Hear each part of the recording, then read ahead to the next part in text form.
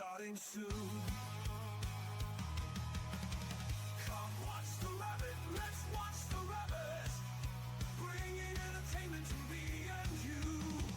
Come watch the rabbit, let's watch the rabbit, it's not hard to do.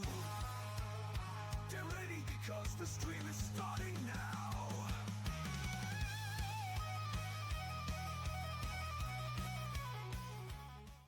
How's it going, everybody? Welcome to another JRabbit87 stream. I'm your host, JRabbit87, and I hope everybody's having a good day today, and I hope you guys are ready for some more wrestling action. But before, of course, we get into the stories and all that other good stuff, let's go ahead and get into our opening commands. Like always, I will kind of rush through them and do a much more detailed version of them at the end of stream. With that said, as always, we are sponsored by our Lord and Savior, Jesus Christ. We also want to say a huge thank you to everybody that joins us today. A reminder that my wife is a Mary Kay consultant. Starting off our links is the link for Discord, followed by the link to YouTube, a link to TikTok, and of course, last but certainly not least, our ways to help support the stream right here and right now. If you would like to do so, always keep in mind that nothing is ever required, but everything is very much appreciated. I think that's the fastest I've gotten through those, honestly. Yeah. Cool. All right, today, if you did not know, I'm going to actually have to get Discord up for you. So, last time we had our RWF episode, it was our big event, our PTE, known as Stars and Stripes. And one of the matches that happened was a sledgehammer match between Cody Rhodes and Triple H. With the stipulation being that if Cody Rhodes won, then for the month of August, Cody Rhodes gets to pick someone to be in charge. Triple H has to step down as the authority figure, and Cody Rhodes gets to pick somebody to be in charge for the month of August. If Triple H wins, then until the foreseeable future and Triple H just decides to drop it, Cody Rhodes can no longer challenge for any championship at all. Cody Rhodes was the victor of this match. And, to no one's surprise, Cody Rhodes has put himself in charge for the next month. So that is correct. For the month of August, our authority figure is Cody Rhodes, the American Nightmare. And he has wasted no time in already, I guess you could say, abusing his power. Because the first thing that he did is, instead of there being an 8-man over-the-top rope battle royal to determine a new number one contender to the RWF United States Championship, Cody Rhodes has made Cody Rhodes the number one contender to the RWF United States Championship, and has already announced that at our next PTE Summer Smash, it will be Austin Theory defending the United States Championship against Cody Rhodes. Another thing that he has made is he has challenged each member of the Vision to one-on-one combat for the next couple weeks. And if the Vision can get more wins than Cody Rhodes, then Austin Theory can pick the stipulation for the match at Summer Smash. Another thing is our main event tonight. Apparently, Cody Rhodes has made a deal with Solo Sikoa. And Solo Sikoa, as well as JC Mateo, they are both entered into two different of the 8-man over-the-top rope battle royals to crown new number one contenders for different titles. And they're putting those matches with that is what they get out of the deal, and what Cody Rhodes gets out of the deal, and more importantly, we get out of the deal, is Tala Tonga in our main event will defend the Pure Honor Championship against the man he defeated via count out, Ivar, in a steel cage tonight. Now you might be asking, what does this mean? Why would Solo Sikoa want this and all that? Well, ladies and gentlemen, if Solo Sikoa and JC Mateo can win their number one contender 8-man over the top rope battle royals tonight, and then go on to win the titles, while Tala Tonga defends, if he's able to successfully defend tonight and go on to successfully defend again, while Tama Tonga and Tangaloa are able to successfully defend their tag team titles that they won, that would mean every member of the MFTs would hold a championship title. And in the first time in the history of RWF, one faction would hold almost all the gold. Well, not the first time, because the NWO also did something like that. But this is the first time in a long time that has happened. All of that is things that Cody Rhodes has done for RWF. Tonight, other than the United States Championship, it is number one contender match night. We do have that title match as our main event, and we do have Cody Rhodes taking on the first member of the Vision, whoever that is. Paul Heyman has yet to tell us which member of the Vision will be the first one to step up to Cody Rhodes. All of that tonight, and it starts with an 8-woman over-the-top rope battle royal to determine the new number one contender to the RWF Women's European Championship.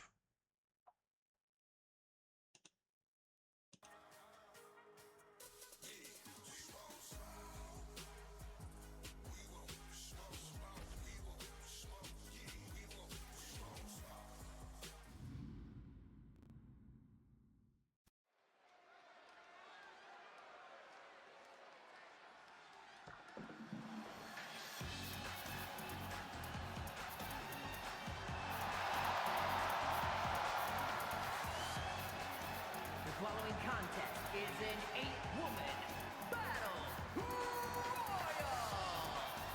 Making her way to the ring from Mexico City, Lady Shani.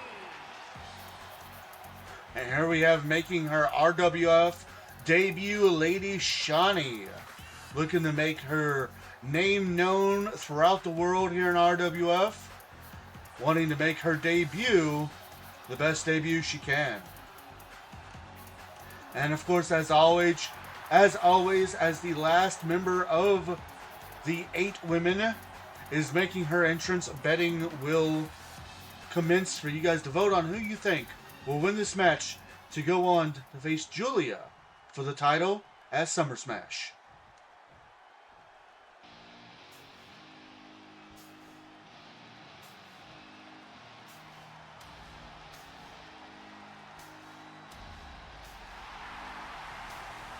And representing Absolution from Dallas, Texas, Tatum Paxley. Where her friend and tag team partner, Lyra Valkyria, is currently the Women's United States Champion. How awesome would it be for Tatum Paxley to win here tonight and go on to win the European Championship?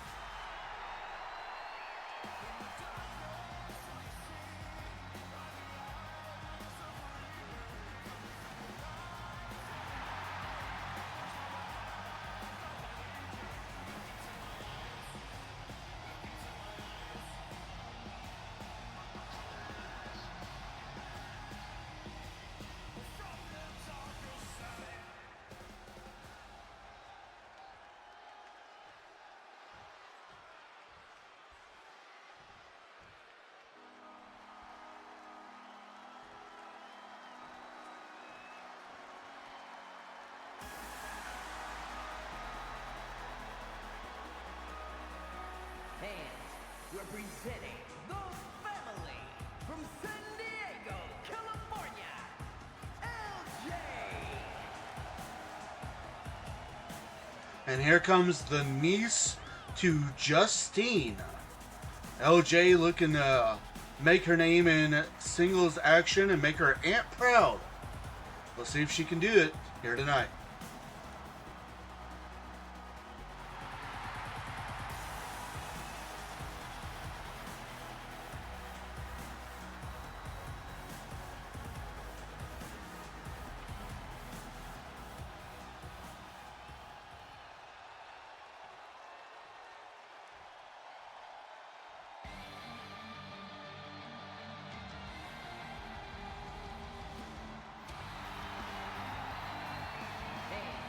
Representing No Quarter Catch Crew from Dallas, Texas, Sinclair. And here she comes. She hasn't really gotten a lot of chances to make a name for herself. And she's looking to prove why we should have all our eyes on her here tonight.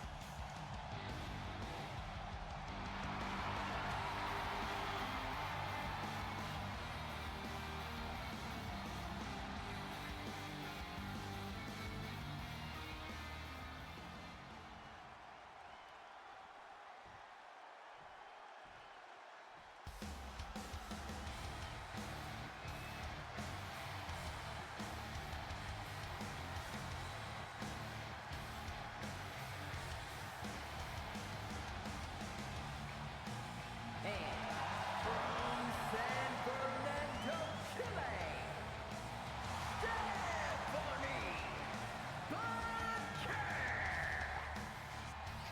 And here comes Stephanie Vaquer. She had some success during the Carrot Cash briefcase moments, but she unfortunately was unable to get that briefcase. And now she's looking to set her sights on the European Championship.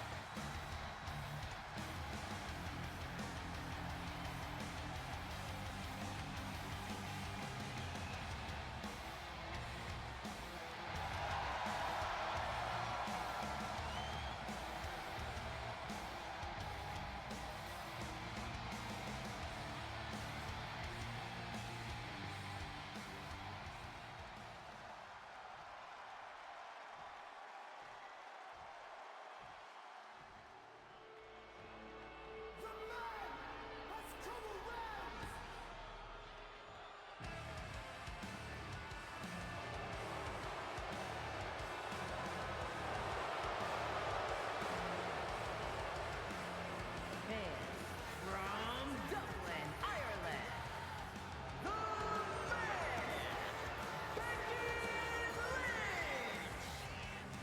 Oh, here we go. Former RWF Women's Champion. Former RWF Women's United States Champion. Looking to add another title to her reign.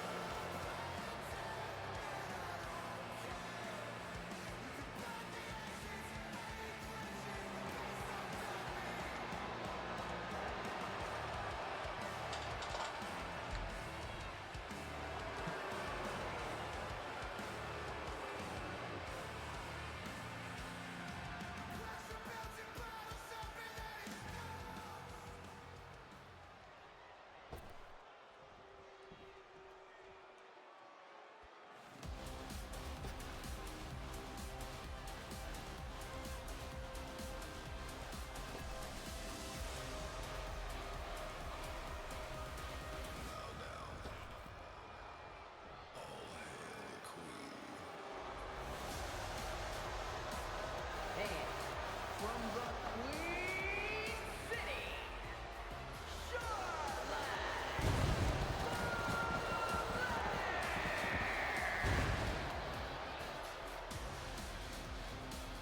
And here she comes, the self-proclaimed queen of RWF, a former women's tag team champion in her own right, but she has yet to win any kind of singles title. Will tonight be her night to take the first step into getting her first singles title?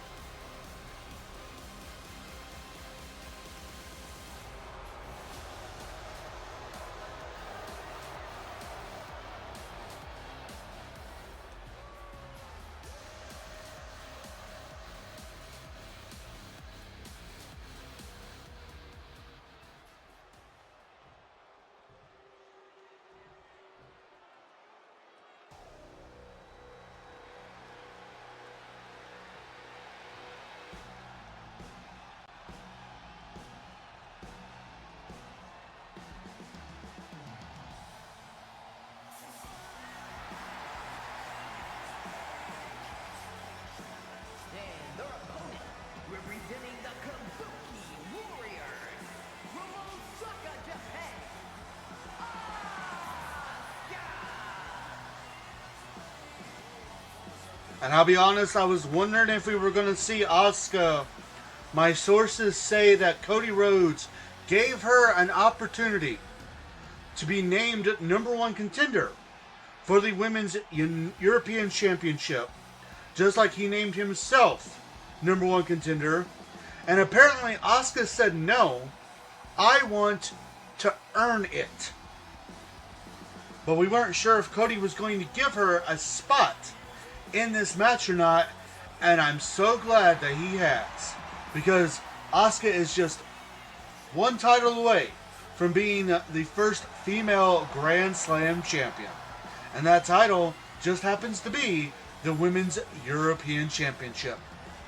With that said, betting has begun, so get your vote in as soon as you can, because one of these 8 women will go on to Summer Smash to face off against Julia for the RWF Women's European Championship.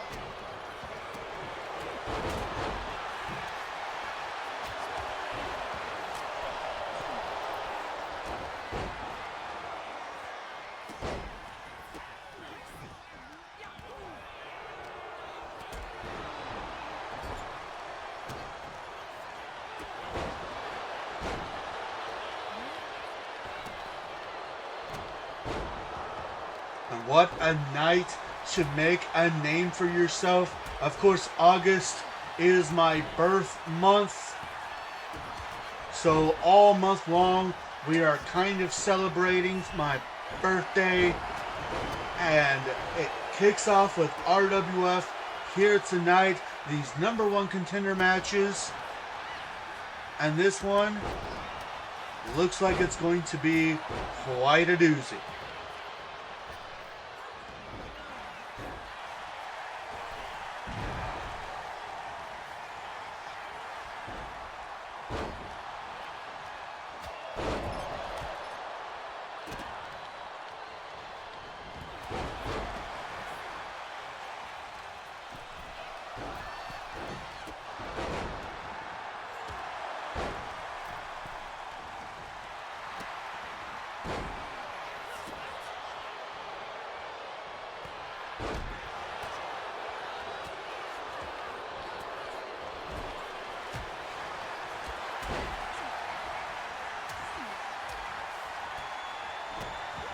When we look at the odds, I like to talk about titles that people have earned before. Of course, you have Charlotte Flair, who's a former RWF Women's Tag Team Champion. You have Becky Lynch, who's a former Women's World Champion and a former Women's United States Champion. And then you have Asuka, former Women's World Champion, former Women's United States Champion, former two-time Women's Tag Team Champion, and the only woman in history to hold the World and Tag Team Championships at the same time. Then you have the women with things to prove: Tatum Paxley, LJ, Lady Shani, and Rin Sinclair, who have never held a title here in RWF. And you know that they're itching to get their names in the record books.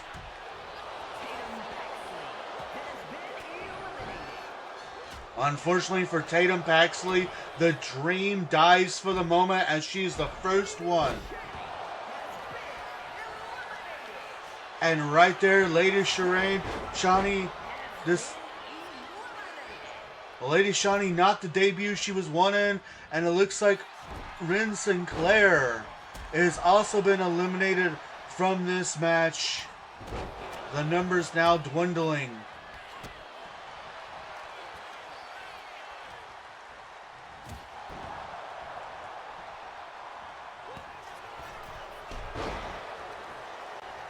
And of course, Charlotte Flair and Becky Lynch going against each other.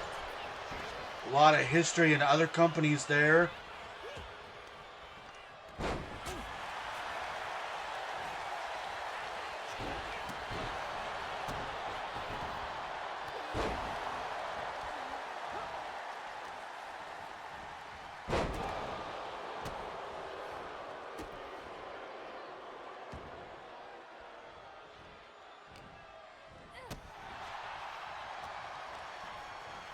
One of these 5 ladies will get to go on to our next big event, Summer Smash, to compete for the European Championship. You know, the current champion, Julia, is watching this very closely, and oh!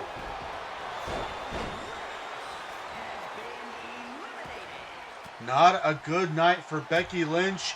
She is out, and now we are down to the final 4.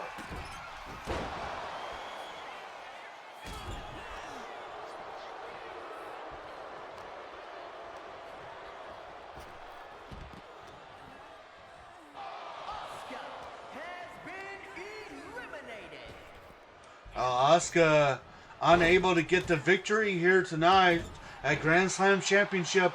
We'll have to continue waiting, and now we're down to our final 3. And all 3 of these ladies share one thing in common. None of them have ever held a singles title. However, Charlotte Flair has held tag team, so she knows what it's like to be at the top.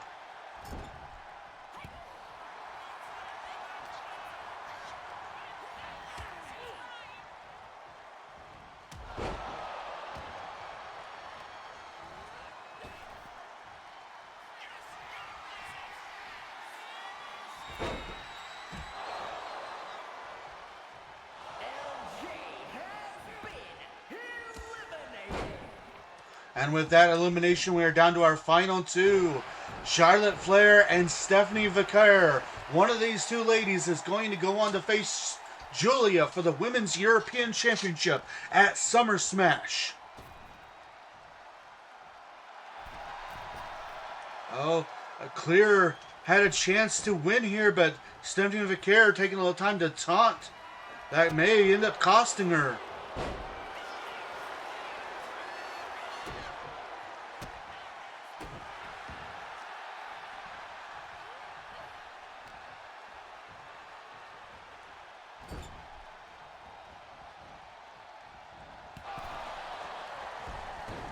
Vicaire using the educated feet of hers.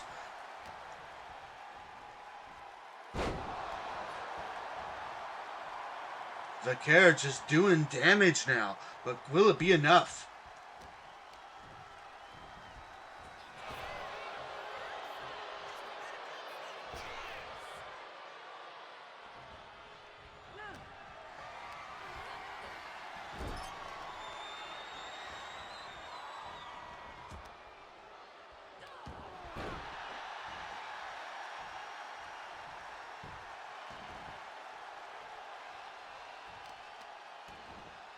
Vaquer looking strong here, but almost seemingly not wanting to go for the elimination.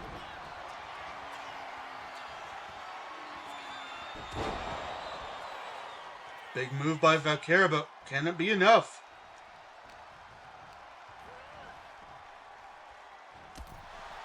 And there it is.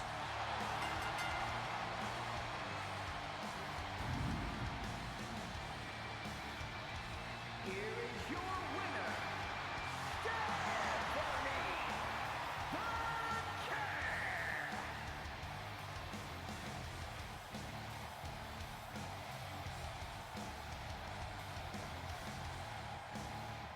And on this night, Vaquer has finally done it. She has got herself a #1 contenders spot. And now she will move on to Summer Smash. Can she dethrone Julia?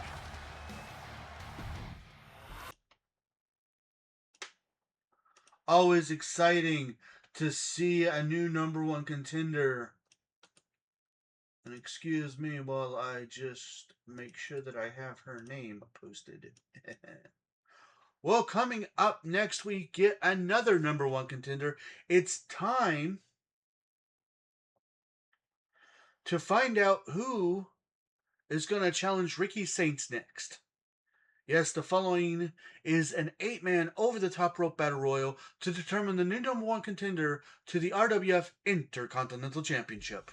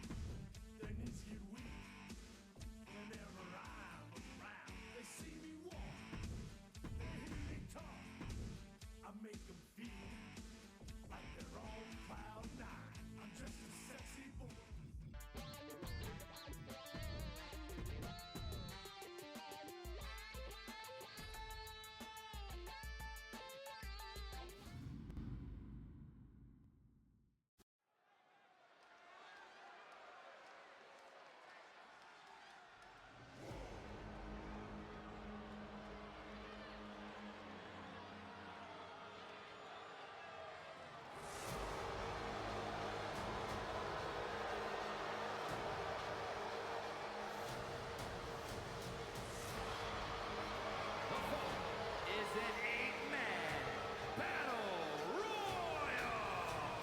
Making his way to the ring from Puebla, Mexico, weighing in at 73 kilos, El Hijo del Vikingo.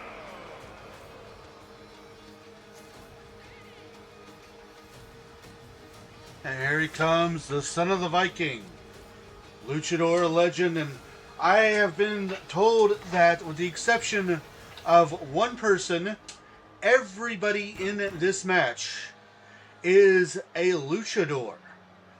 Cody Rhodes said he wanted to give more chances to the luchadors.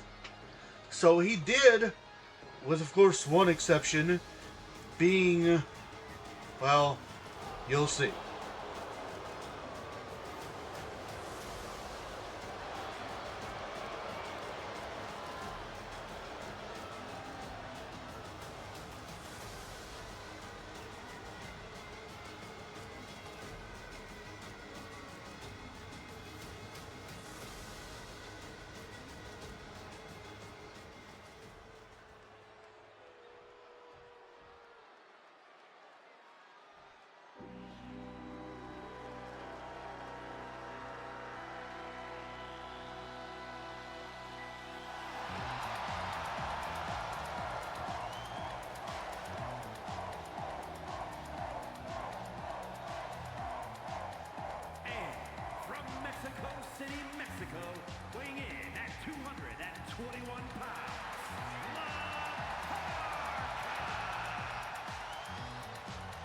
Another Lucha Libre legend, La Parca, dancing his way down, getting everything funky.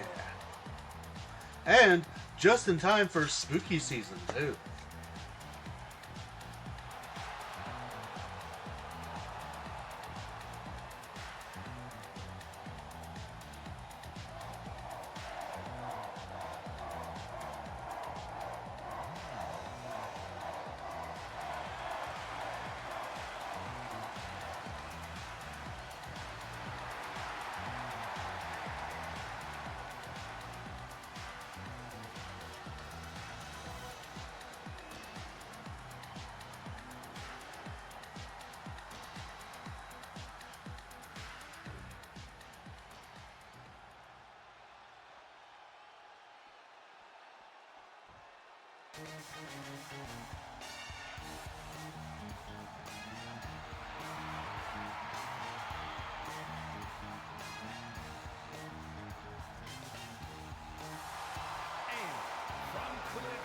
Sinaloa, Mexico, weighing in at 80 kilos, Mr. Iguana!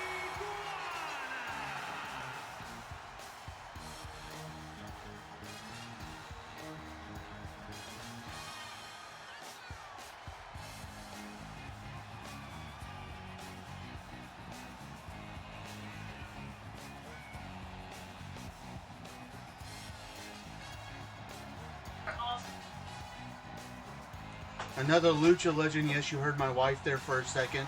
She was talking to me. Yeah, another Lucha legend and Mr. Iguana. Could this be his night?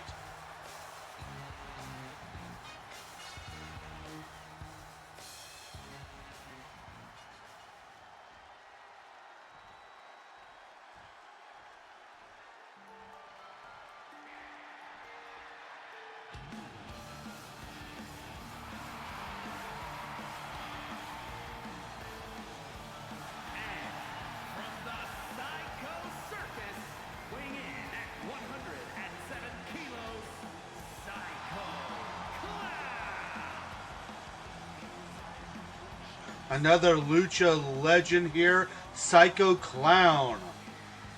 Looking to make things, well, psycho.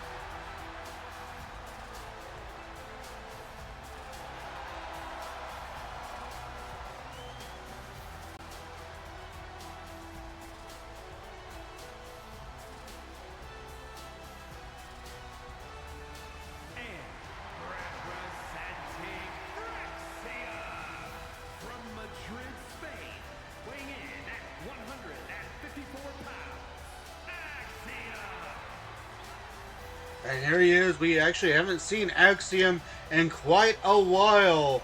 But now he's back and he's looking to get that #1 contender spot.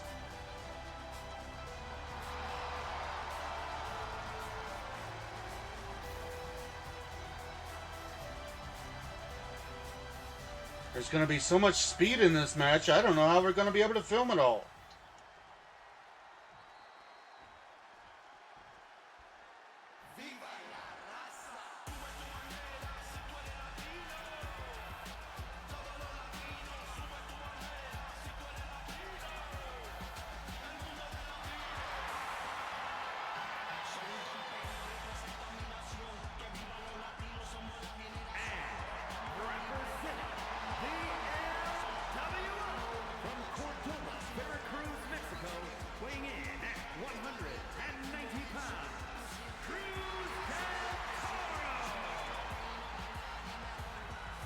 One of the members of the Latino World Order getting a chance here tonight, Cruz del Toro.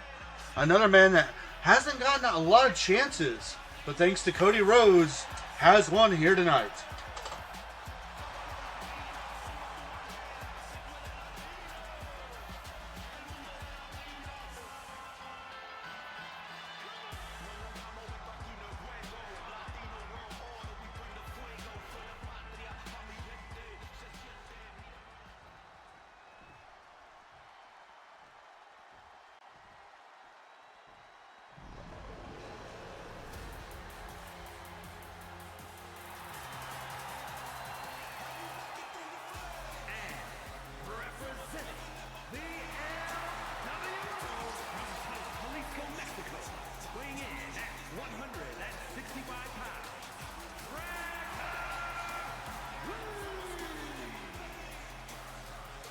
Dragon Lee, former RWF United States champion in his own right. He has said that, me and Cruz are both part of the Latino World Order. But we're not going to let our friendship be dissolved. We both want this opportunity. And we're both going to fight with everything we have.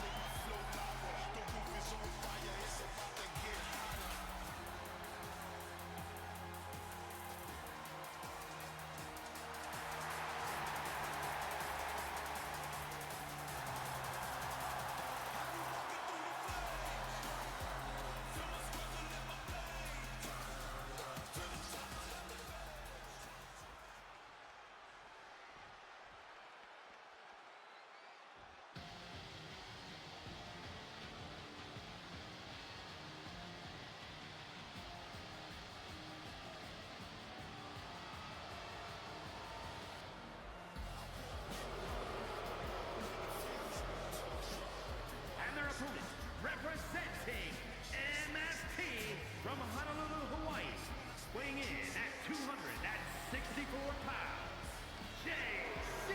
Mateo. And yes, the only non-luchador of this match, part of the deal that Cody Rhodes made with Solo Sikoa, J.C. Mateo, is entered into this match.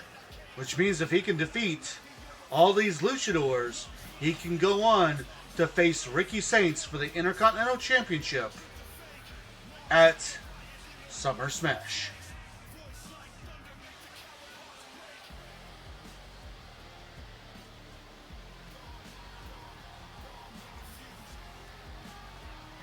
And yes, as he enters, he is the last one, so get your votes in now, because one of these 8 men will go on to Summer Smash to face Ricky Saints for the RWF Intercontinental Championship.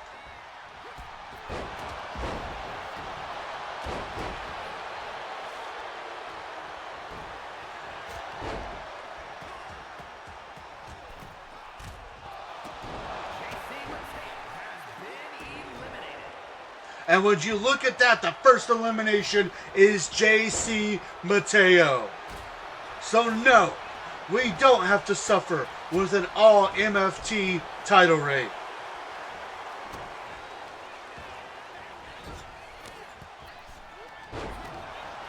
And it also means that one of these awesome luchadors will be the winner and will go on to face off against Ricky Saints for the RWF Intercontinental Championship.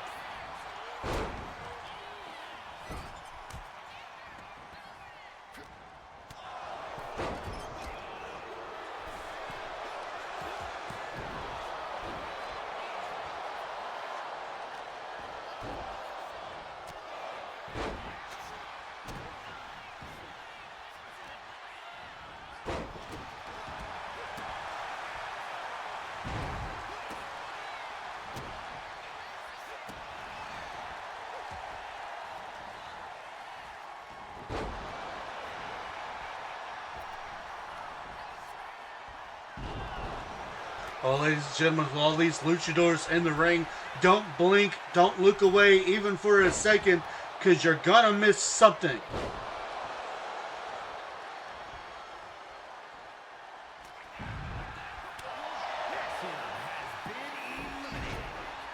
Axiom, thanks for coming, but tonight was not your night.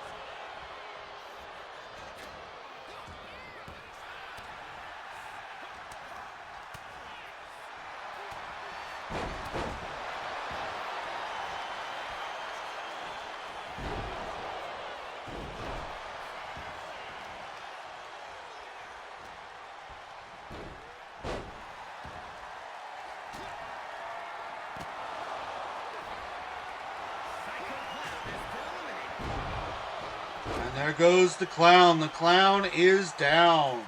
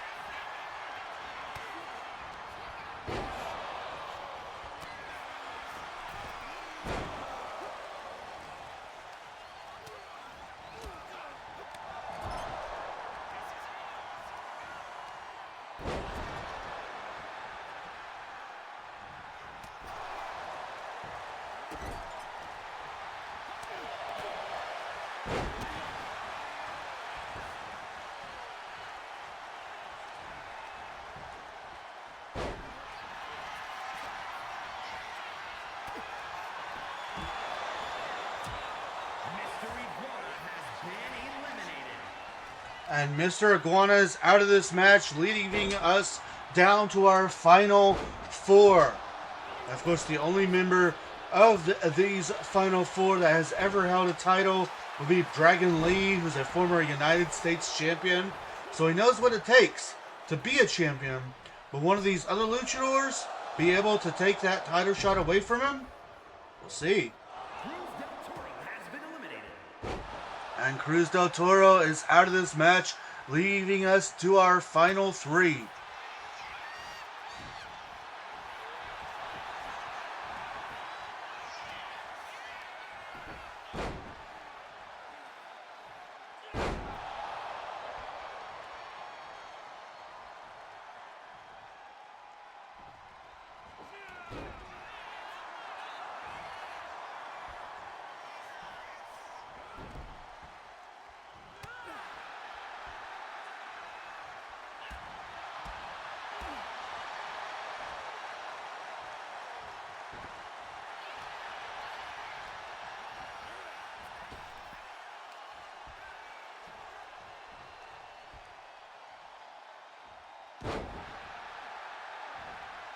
La Parka showing off his strength there, doing a little jig while he did that move.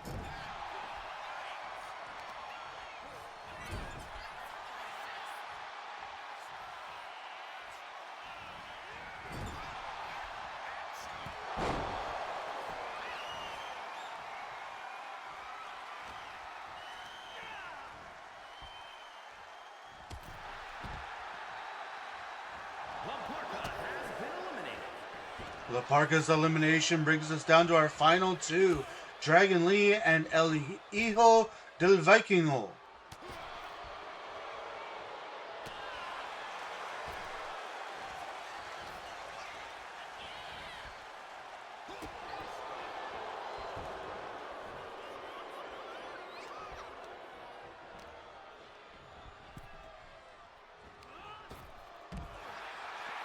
And there it is.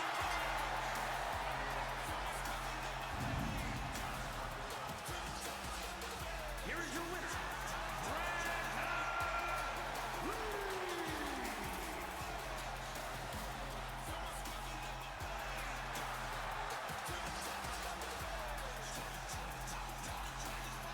Dragon Lee getting the victory here tonight. Ricky Saints, get ready for the fire.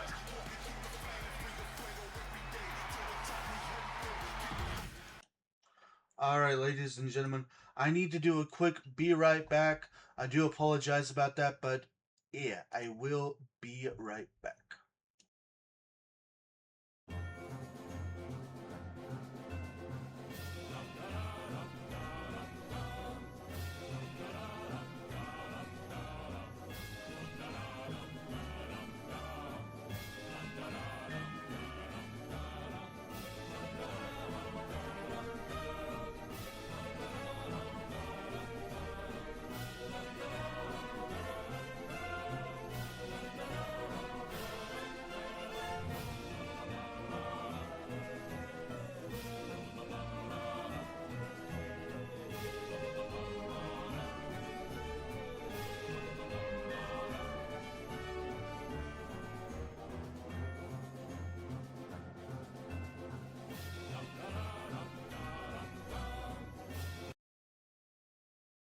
Alright, sorry about that. I know, super, super, super quick. Like I said, I'm back.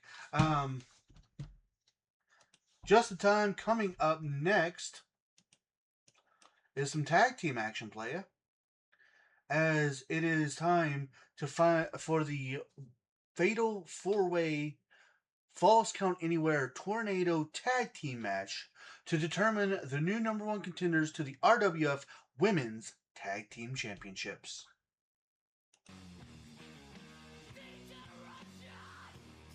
Think you can tell me what to do? Know who you're talking to? Well, you better get used to the way the ball bounces. I see what you got. It measures in ounces, but that's a break, boy. Yeah, that's a break, little man. Break it down. Danger Russian up. Danger Russia. Think you're a big man?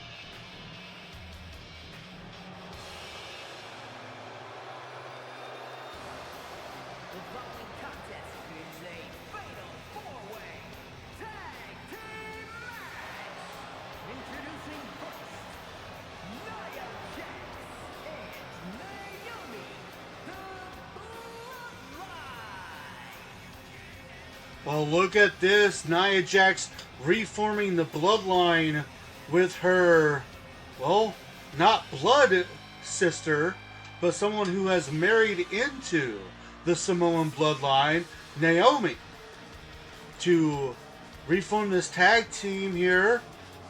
Nia Jax is already a former women's tag team champion as part of the bloodline when she teamed with Tamina, also a former women's world champion.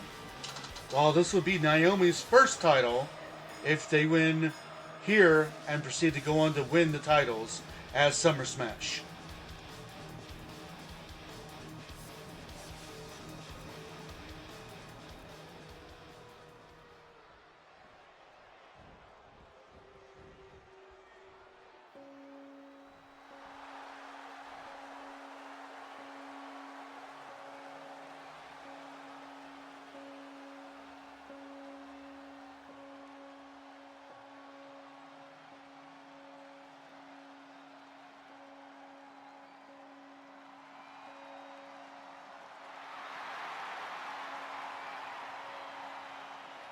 And their opponents, first, Nikki Cross and Alexa Bliss, the Wyatt Six.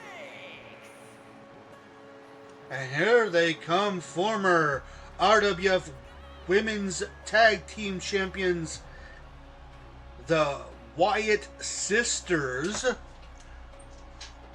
Alexa Bliss and Nikki Cross. At one time were the bestest of best friends, besties you could ever be. They would split up, but now they are reunited, and not only are they reunited, they're reunited under the mindful eye of Bray Wyatt.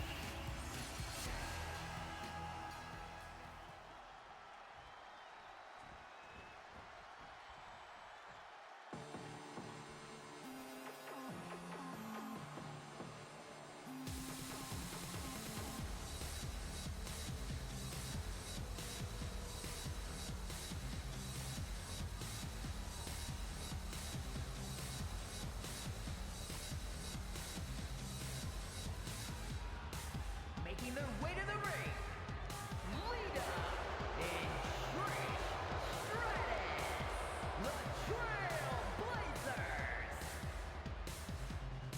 Ah, yes, former women's tag team champions in their own right.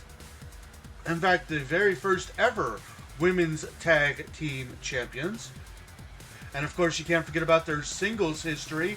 Lita, a former two-time women's world champion, or maybe three-time, I don't remember. And of course, Trish, a former women's European champion.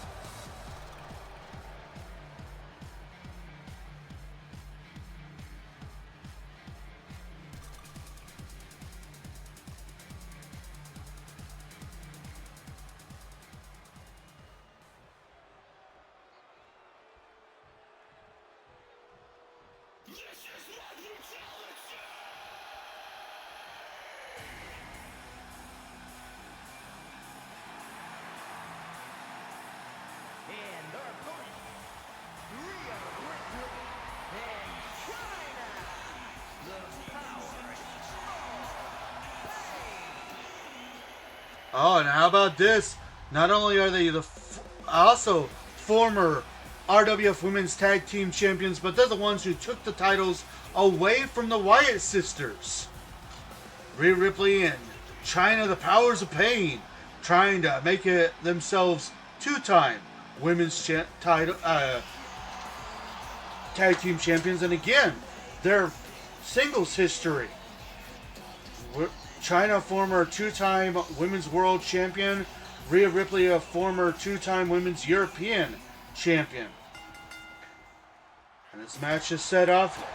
Betting has commenced. Go ahead and get your votes in now, because one of these 4 teams will go on to Summer Smash to challenge the fabulous Freebirds, Hana Hatake and Firebrand, for the RWF Women's Tag Team Championships. And of course, the biggest thing here in this match is the only one of these women who have never held any kind of title is Naomi. Despite that, if you look at just the names alone, every single tag team has been a former women's tag team champion. Nia Jax was tag team champions with Tamina as part of the Bloodline. The Wyatt sisters are former tag team champions with each other. The Powers of Pain are former tag team champions with each other. And of course, the Trailblazers, former women's tag team champions with each other. The Trailblazers, of course, the very first ever women's tag team champions. And if you want to get singles titles involved in all of this, I need to make one thing real quick. Hold on.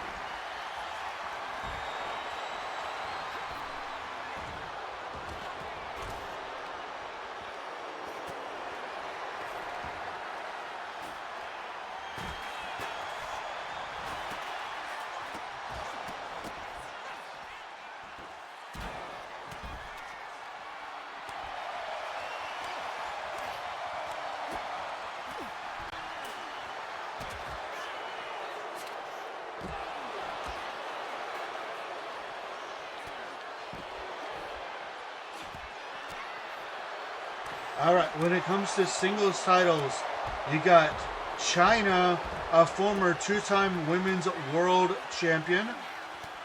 You have Rhea Ripley, the very first ever and 2-time women's European champion. For the Wyatt sisters, neither one of them have held a singles title. For the Trailblazers, Lita, a former 3-time women's world champion. Trish Stratus, a former women's European champion.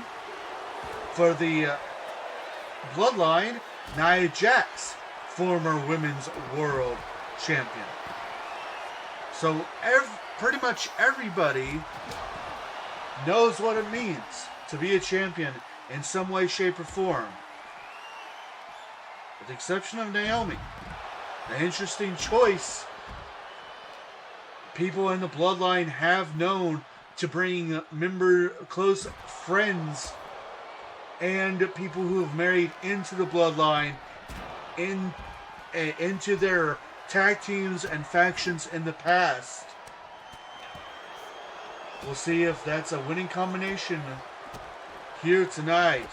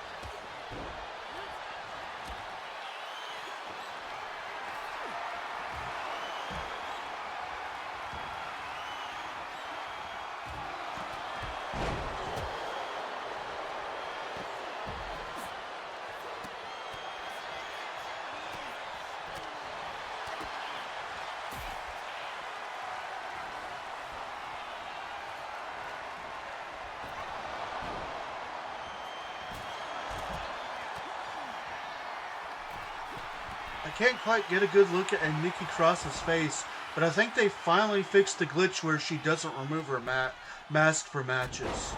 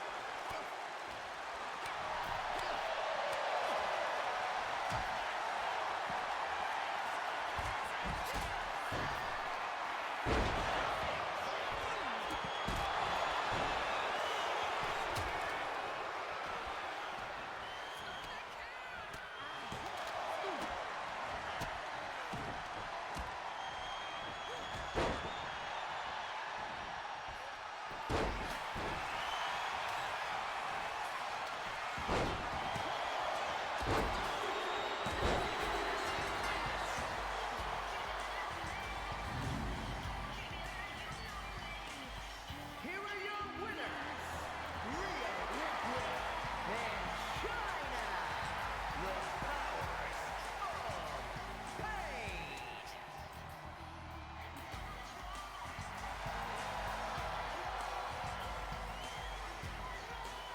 And the powers of pain getting the victory here tonight.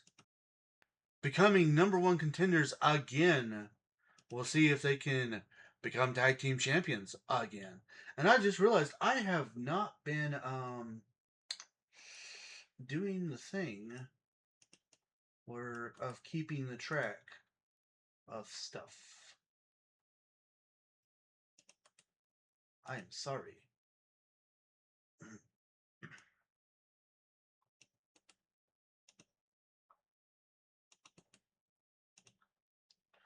All right. Well, next up, we find out who Paul Heyman has decided is going to be the first one to challenge Cody Rhodes.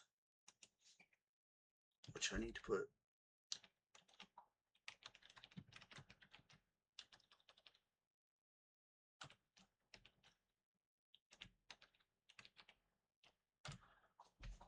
Cody Rhodes. Remember, Cody Rhodes is going to face Austin Theory for the RWF United States Championship at Summer Smash. That is happening. However, he has challenged each of the individual other members of the Vision to one-on-one action. And if the Vision can beat Cody Rhodes in, like, whoever gets the most wins, if it's Cody Rhodes, how to put this, if the Vision can get more wins than Cody Rhodes can, then Austin Theory gets to pick the stipulation for the match at Summer Smash. Coming up next.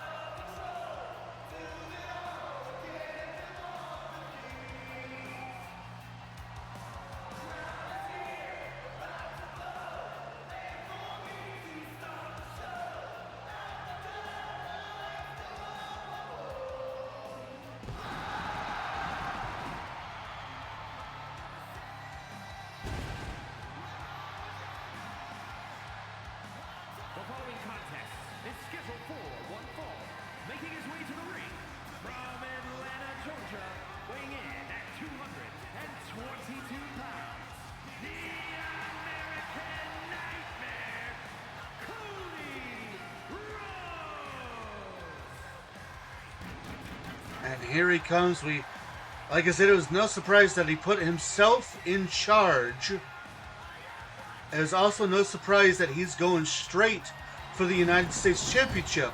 But what is a surprise is how he's going about it. We all thought that it was going to be him versus Theory here tonight. But instead, he's saving that for the next PTE Summer Smash. And instead has chosen this route to, quote, show off that he deserves it.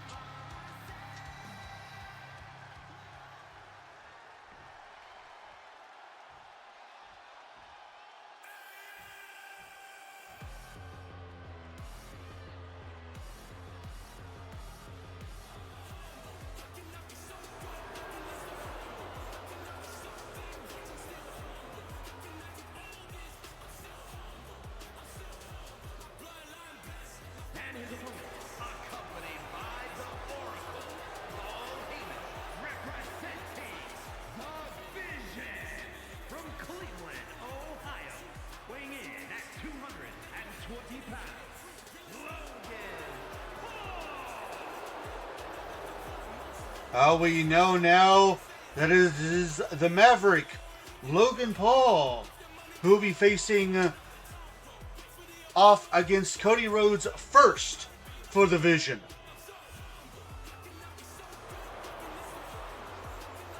And don't count Logan Paul out. He is a former RWF Pure Honor champion and was actually the very first Pure Honor champion back when it was called the Cruiserweight Championship. He's also a former RWF Men's Tag Team champion. And that's something you got to think about. Cody Rhodes has not held any title in RWF. So what a way to start off this against the Vision. And of course, Cody's got to have his head on a swivel because Logan does have the Oracle, the leader of the Vision, Paul Heyman, in his corner, while Cody has no one.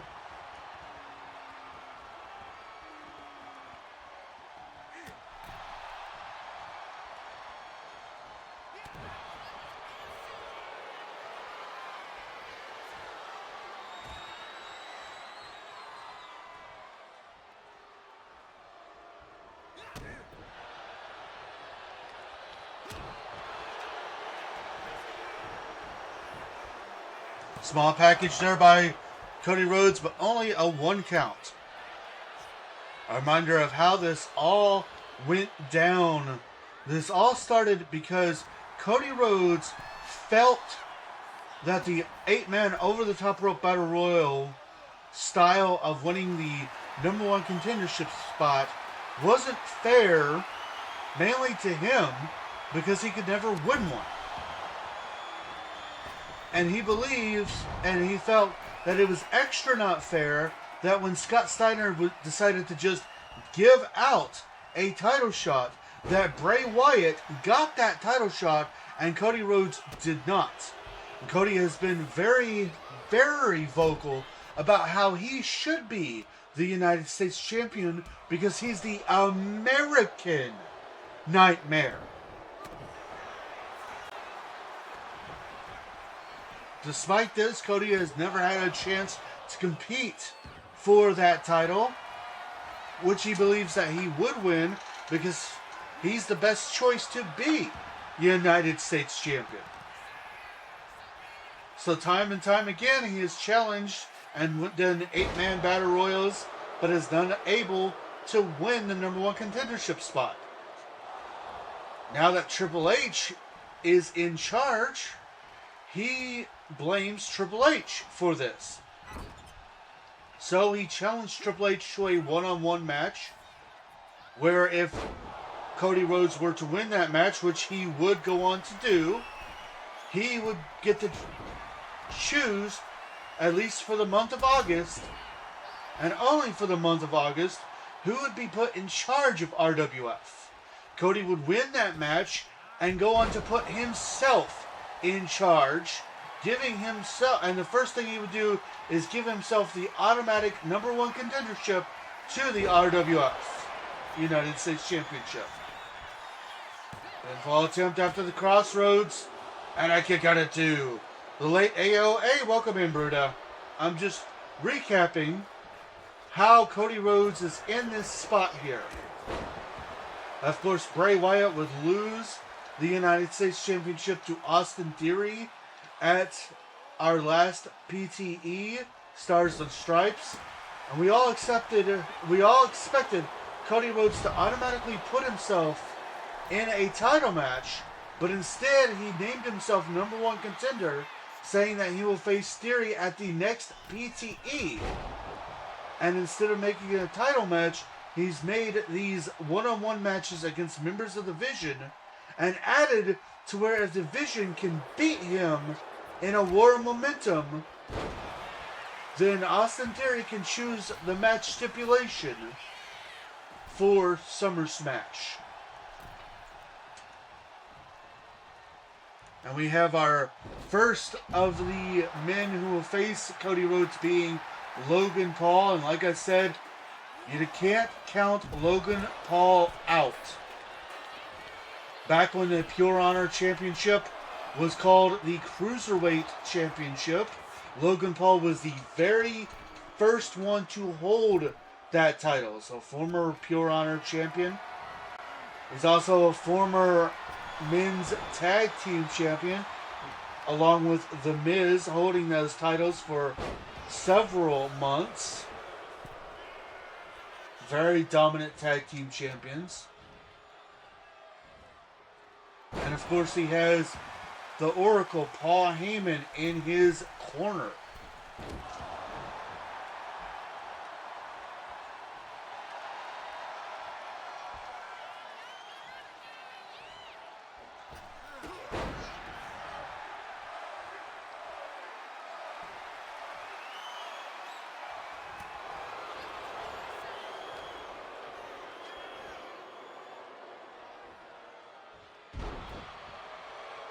Roll through there by Paul, but Cody Rhodes with an adrenaline rush.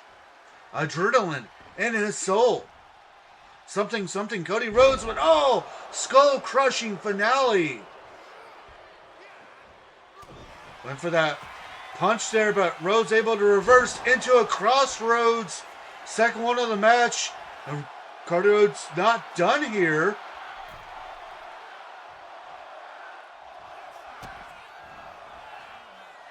Rhodes setting up for the pedigree. He hits it straight into the cover. And that's it, with the nod to the man he beats at Stars and Stripes. Here is your winner, the American Nightmare, Cody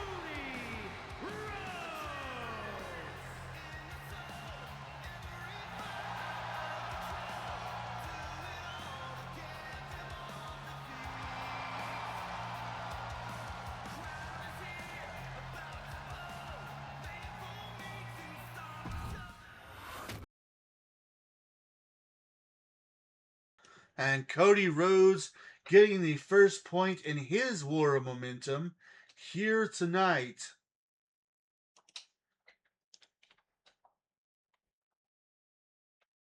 Hard-fought match by Logan Paul, but even with Paul Heyman in his corner, just could not get the job done against the American Nightmare, and Austin Theory might want to hold extra tight onto the United States Championship. Well, coming up next, we get back to our #1 contender matches, and actually, before we do that, I want to catch our Bruda up on what he's missed. So, our first match of the evening was the Women's European Championship #1 contender match, which featured the debut of Lady Shani versus Asuka, Tatum Paxley, LJ, Ren Sinclair, Stephanie Vaquer, Becky Lynch, and Charlotte Flair. That match would ultimately be won by Stephanie Vaquer. Then we would see the Intercontinental Championship Battle Royal, the number one contendership for that, which featured El Hijo del Vikingo, La Parca, Mr. Iguana, Psycho Clown, Axiom, Cruz del Toro, Dragon Lee, and JC Mateo. The match would ultimately be won by Dragon Lee. We would then see the Women's Tag Team Championship number one contendership spot, which consisted of the Powers of Pain, Rhea Ripley, and Chyna, versus the Bloodline, Nia Jax and Naomi, versus the White Sisters, Alexa Bliss and Nikki Cross, versus the Trailblazers, Lita and Trish Stratus, which would ultimately be won by the Powers of Pain. Then we just saw Cody Rhodes versus Austin Theory, and you obviously saw that Cody Rhodes won that match. Dagnabbit, I missed Mr. Iguana. Fair enough. Yes, you did. And now it is time to see who Talatanga is going to defend his title against, if he's able to successfully defend later tonight. I thank you for the catch up. You're welcome. Because next up is an 8-man over-the-top rope battle royal to determine the new number one contender for the RWF Pure Honor Championship.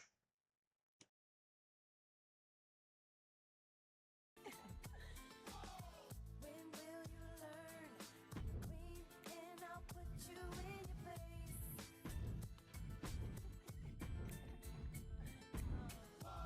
It's time to rock and roll. This time I'm in control. Right now I own the streets. I got the keys to the city. That's 'cause I get down. It's time to rock and roll. This time I'm in control. Right now I own the streets. I got the keys to the city. That's 'cause I get How dare you try to go against the glorious hun? I slaughter you, son, it's over, the story is done. You could be number 2, but I'm second to none. But you forgot Queen B's the notorious one. Baby, baby, baby, baby. I'm the creme de la creme, so you can never blame me. See, I'm more than a lady. I'm more than a lover, more than an affair. Please try and understand that. I'ma stay at the top 'cause I don't give a damn. I don't care what y'all say, I'ma keep doing me. That can't fade me. It's time to rock and roll. This time I'm in control. Right now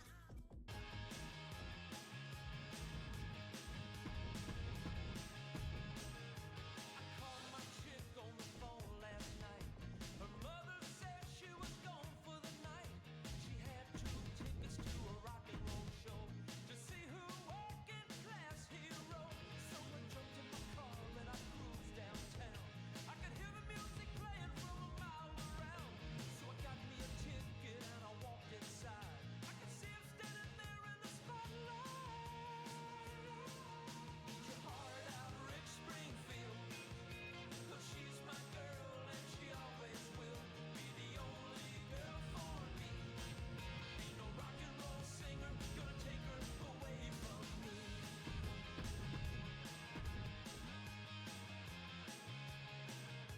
I called my chick the very next day. She was watching TV with Dr. Noah Drake. She said, he's so handsome and he's so cool. she made me so sick, I wanted to puke. So I got me a guitar and some red tennis shoes, and I'm learning.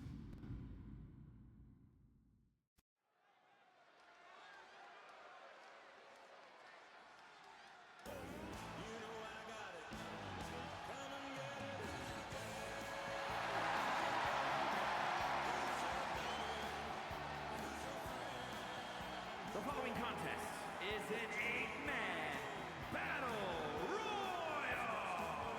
Making his way to the ring from Nashville, Tennessee, weighing in at 250 pounds, Jelly Roll. And here he comes, making his RWF debut, the country music star, Jelly Roll. And although I love that he's kind of paying tribute to the late great Toby Keith by using one of his songs, I do kind of wonder why he's not using one of his own songs for his entrance theme.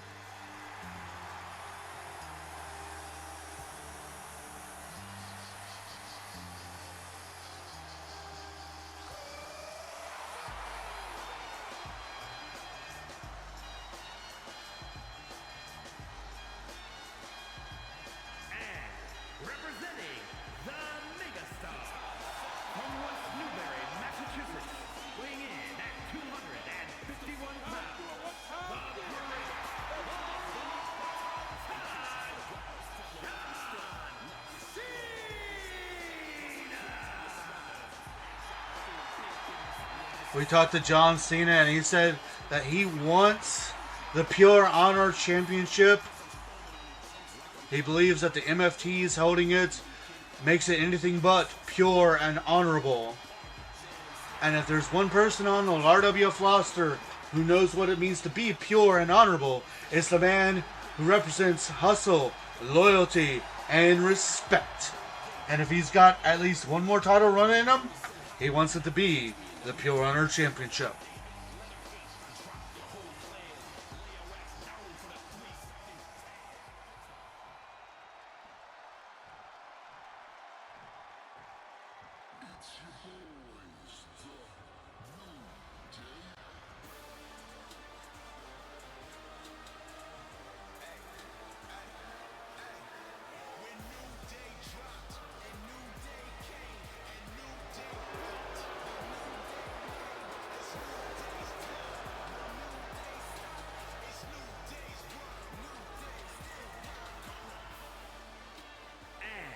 Representing the New Day from Atlanta, Georgia, weighing in at 205 pounds, Xavier Woods.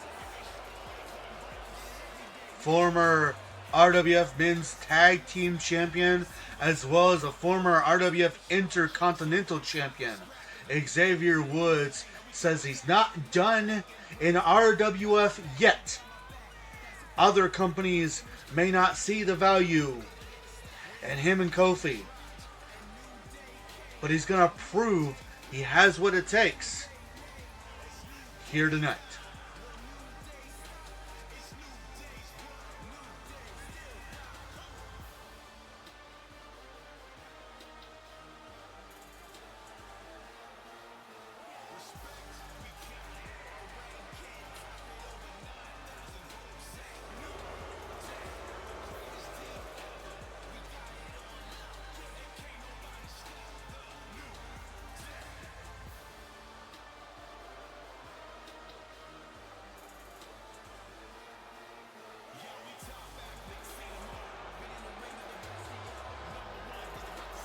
I also did something new with picking the stars this time. Not only did I hit square to randomize them, but I went to the Wheel of Rabit to see which title they were going to go after.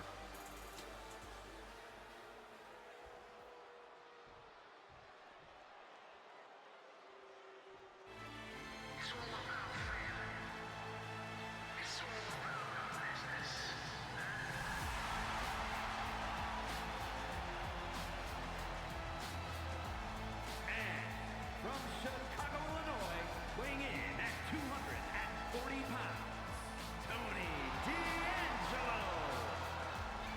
Oh, isn't this interesting? Not only is he also a former RWF Men's Tag Team Champion, but he's a former RWF Pure Honor Champion. So how interesting would it be if he were to win here tonight and go on to defeat another giant, because he defeated Diesel for the title the first time, another giant to win the title a second time.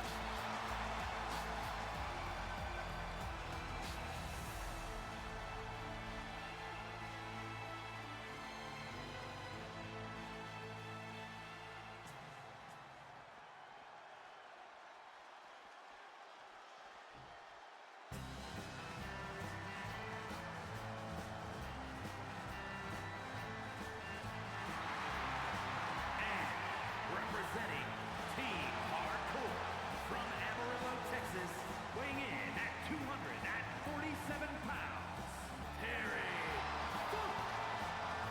Terry. Ooh, another former Pure Honor champion who defended that title and holds the record as being the second man ever to enter the Elimination Chamber as a champion and leave the Elimination Chamber still champion.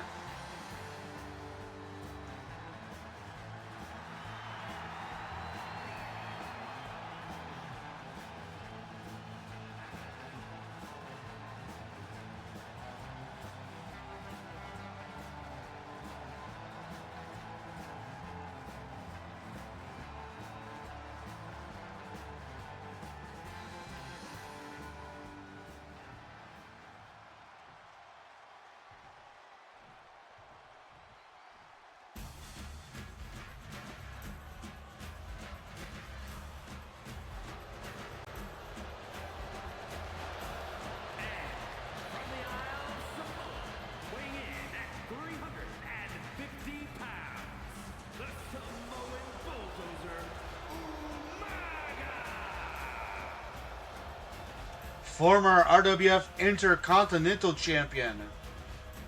Umaga, the Samoan Bulldozer, looking to do exactly that and just bulldoze over all the competition.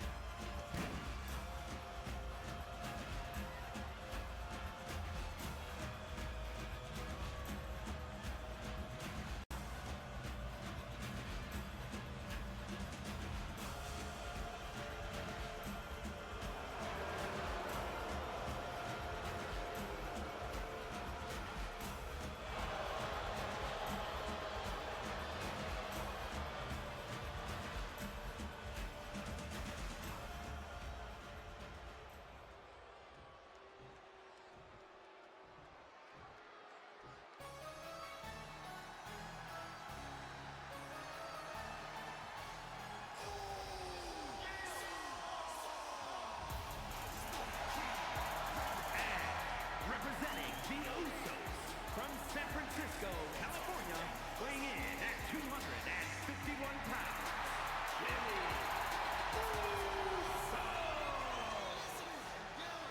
Uso. You see one half of the Usos, Jimmy Uso, former Intercontinental Champion, former Men's Tag Team Champion, wasted no time getting back into singles action literally 1 week after losing the Men's Tag Team Championships.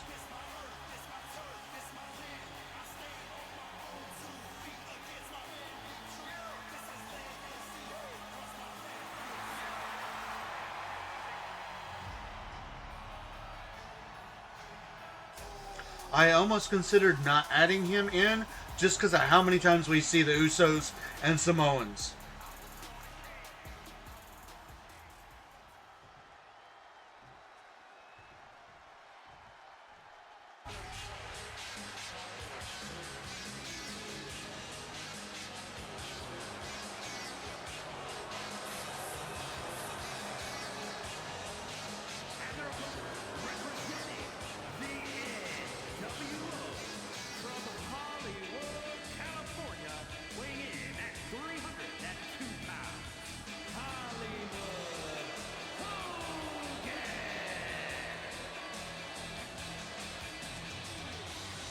And here he comes, the last man to enter.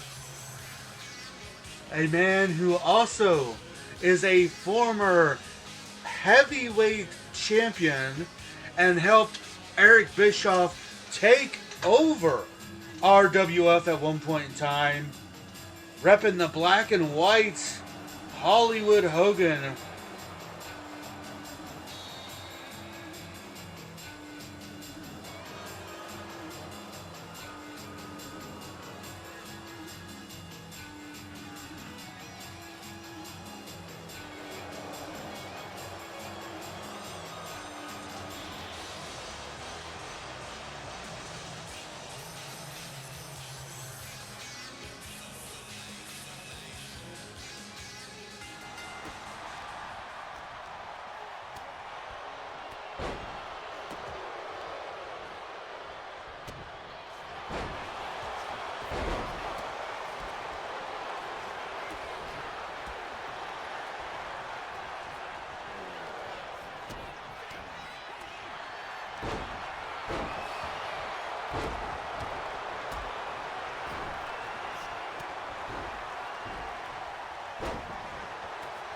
Alright, with this match underway,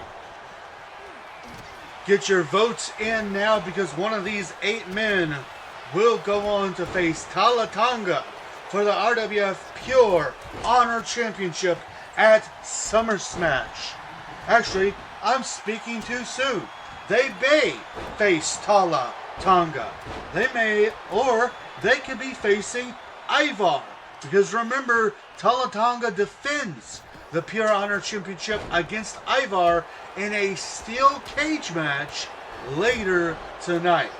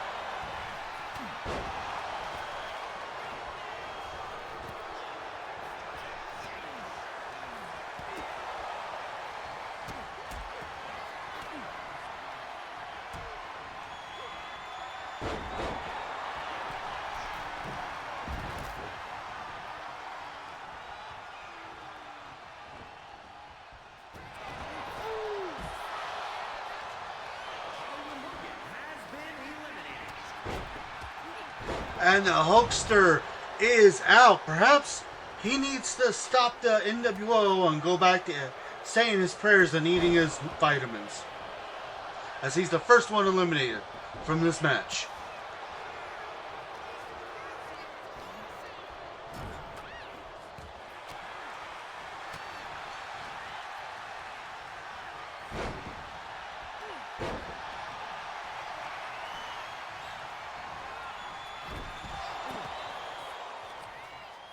Jelly Roll has been eliminated. On Jelly Roll, not the debut he was hoping for, but thanks for coming.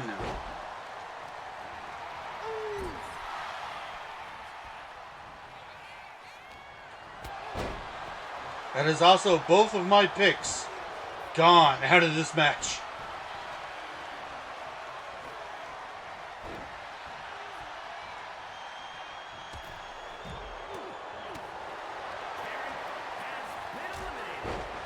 And the Funkster is out of here.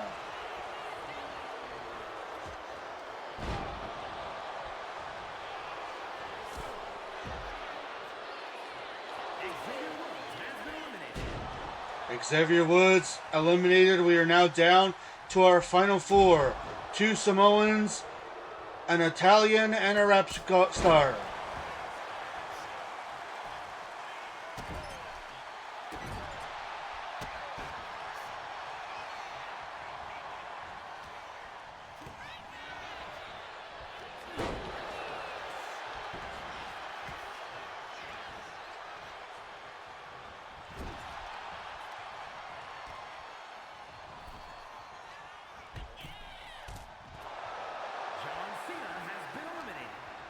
And there goes John Cena. So much for him being the greatest of all time. He is out, leaving us down to our final 3. The 2 Samoans and the Italian.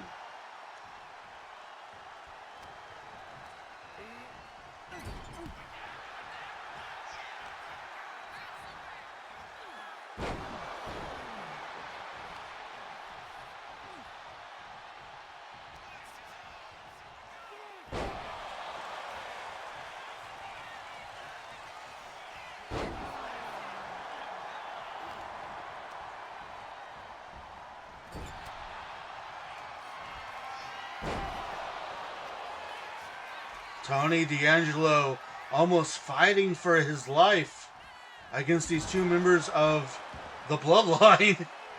Granted, they are not tagging with each other, but they are both Samoan heritage.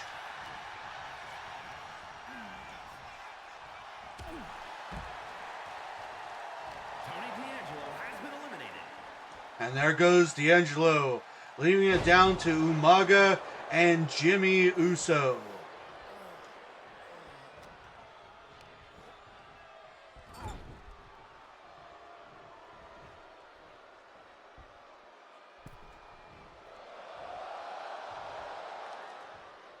No, my thoughts exactly.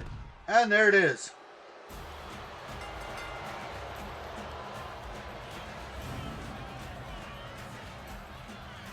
Here is your winner, the Samoan Bulldozer, Umaga.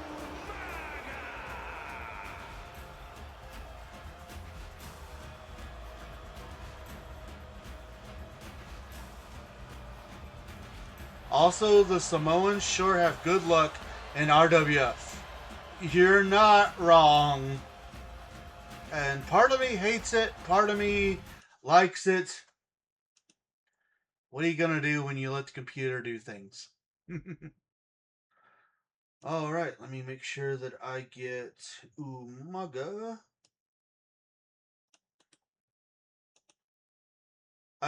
Which means, once again, if Talatanga wins later tonight, once again we're going to have a situation where no matter who wins, a title's going home with a Samoan.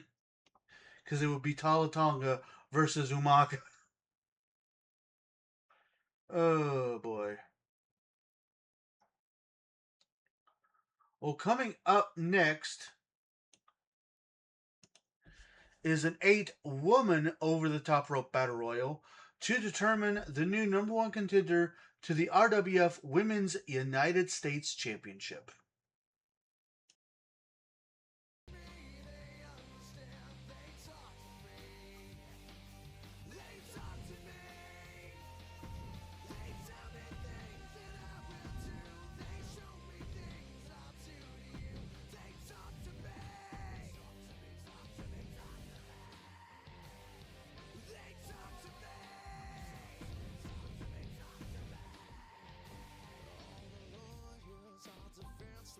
All the doctors all disease, and the preachers all sinners, and police just take the grease. All your judges, you are guilty. All the bosses out with fire.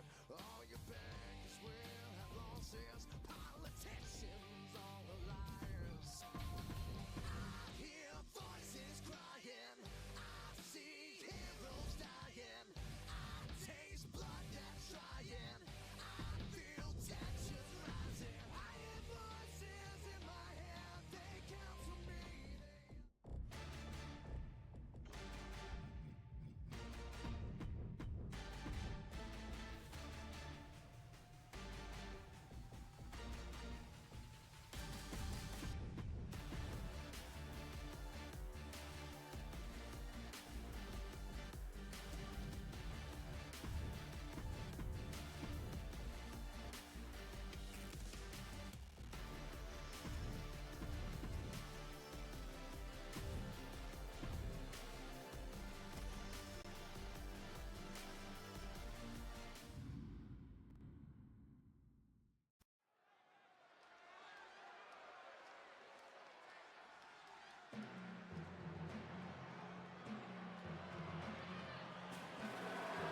The following contest is an 8-woman battle royal. Making her way to the ring, representing American made from Knoxville, Tennessee, Ivy Nile.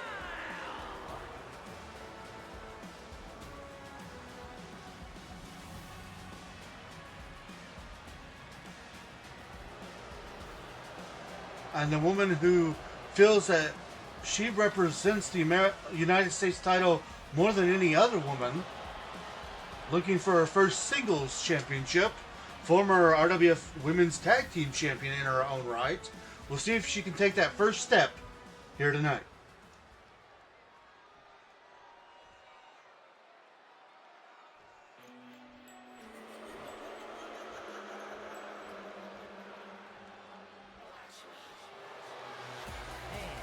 Representing the Judgment Day from Elmwood Park, New Jersey,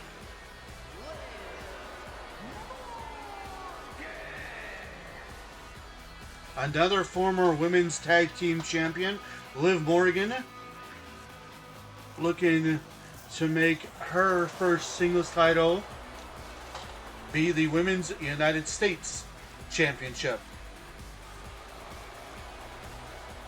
Of course, winning here tonight is only step one, because all this does is get you that number one contender.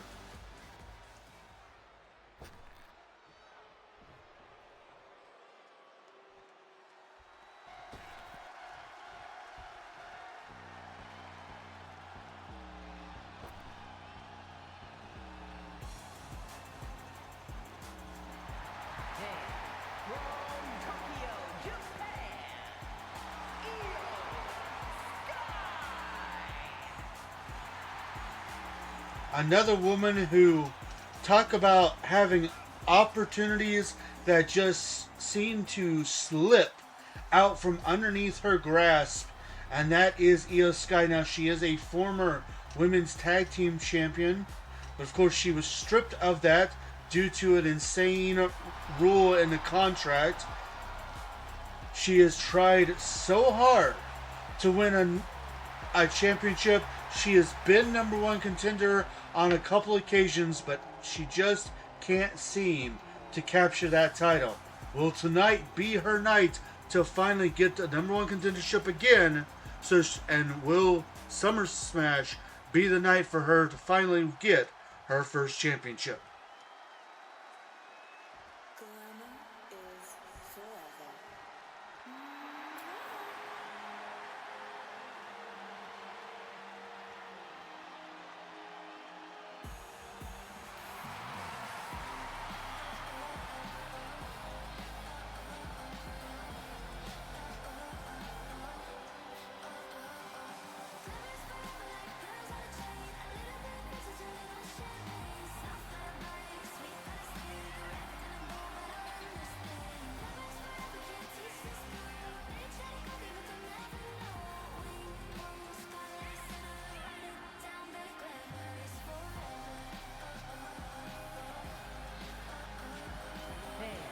From London, England,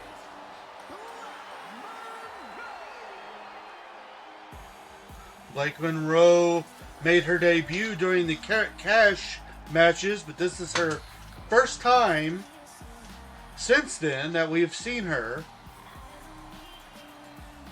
We'll see if she can make all our eyes on her.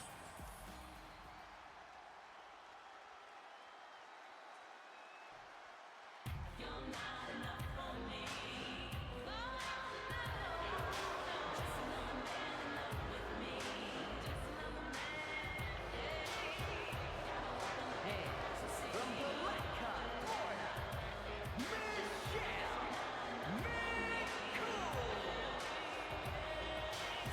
Michelle McCool is a legend in other companies. She's wanting to make her name known here now. Can Mrs. The Undertaker do just that?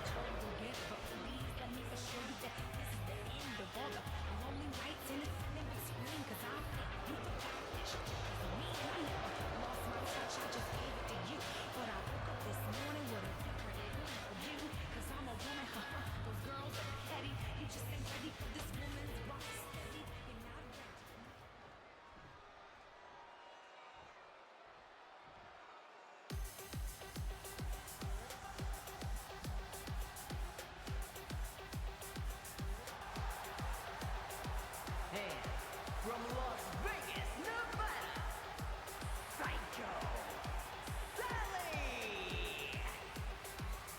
We've seen Psycho Sally a couple of times. We know that she can get crazy if given the chance, but she really hasn't been able to capitalize on any of the chances she's been given. Could tonight be her night to show everybody wrong, and that she's not just another face here in RWF.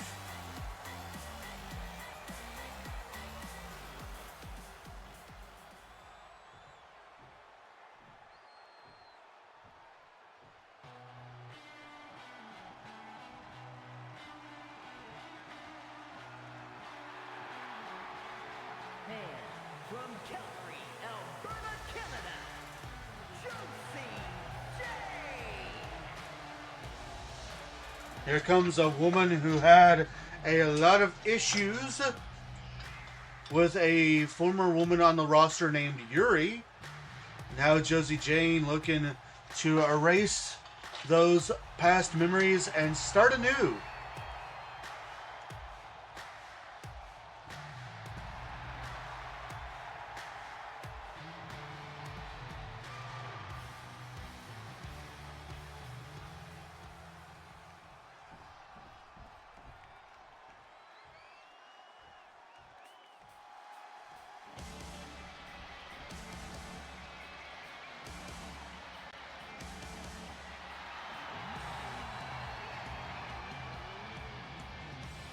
And their opponent, representing DIY from Riverside, California, Candice LeRae.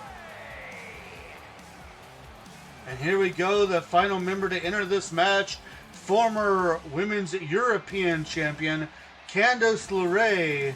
Can she do it again? We'll find out here tonight.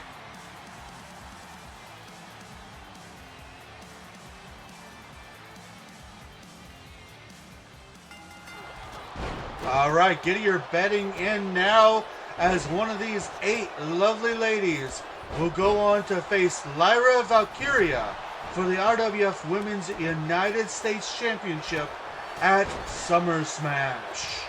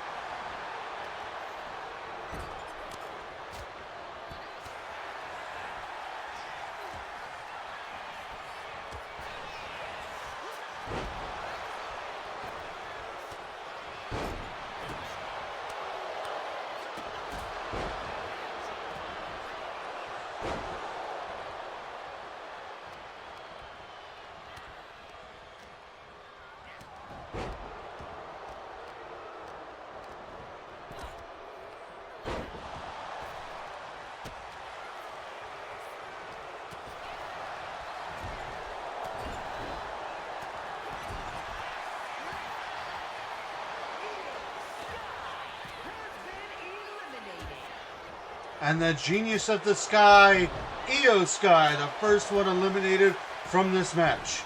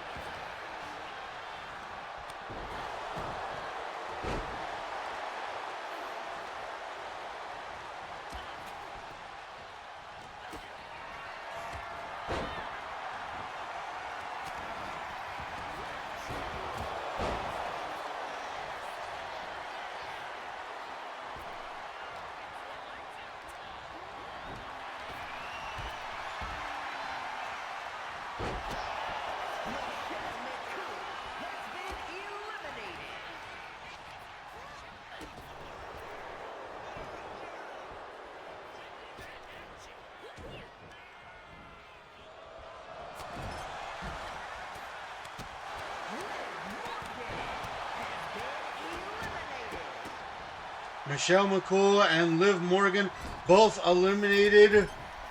The numbers starting to dwindle.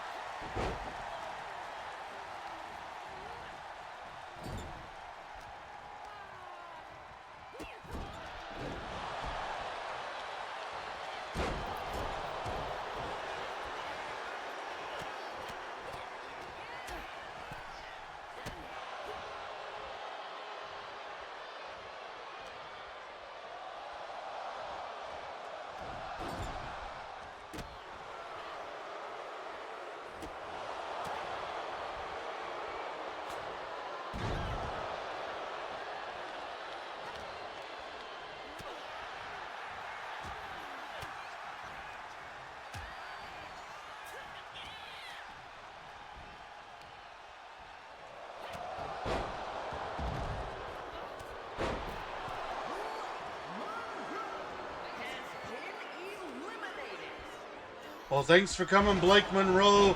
Tonight is not your night, and we are now down to our final four.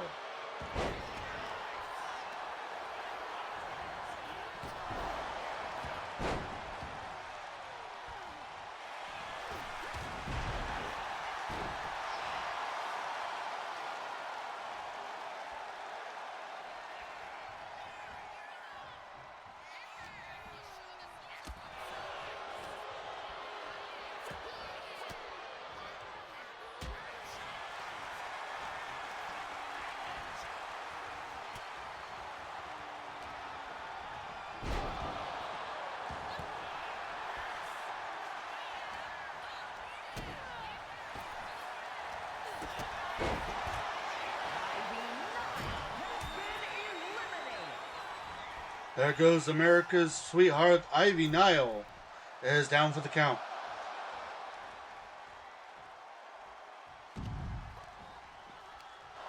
Psycho Sally has been eliminated. And with Psycho Sally eliminated, we are now down to our final two. Josie Jane versus Candice LeRae.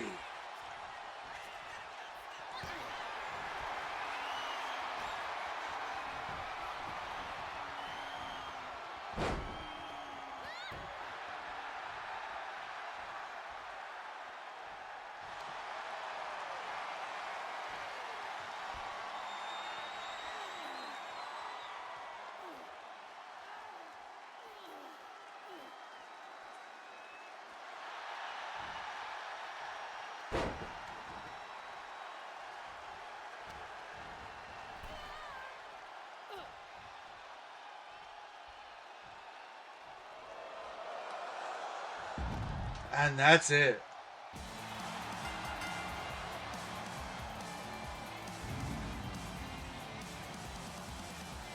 Here is your winner,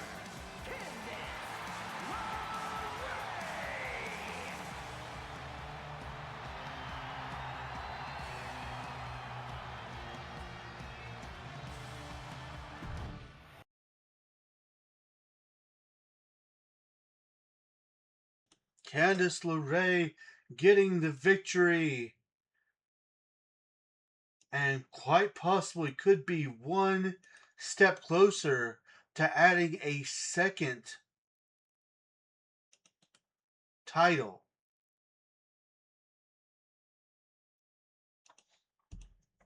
Do some real quick.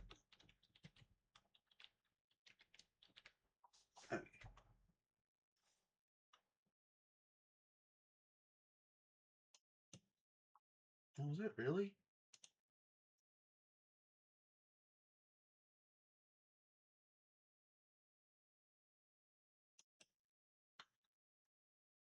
Yeah.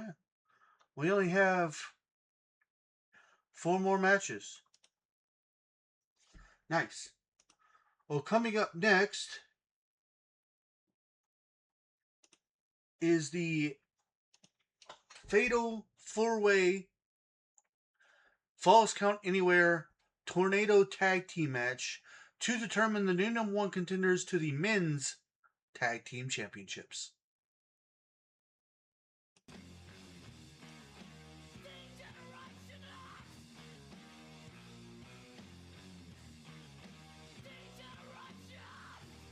Think you're a big man? Treat you like you're a little man. Yeah. Break it down. Yo, tell me what it's like to be half a man. It must break your heart to see what I am, but that's a breaks, boy. Yeah, that's a breaks, little man. Break it down.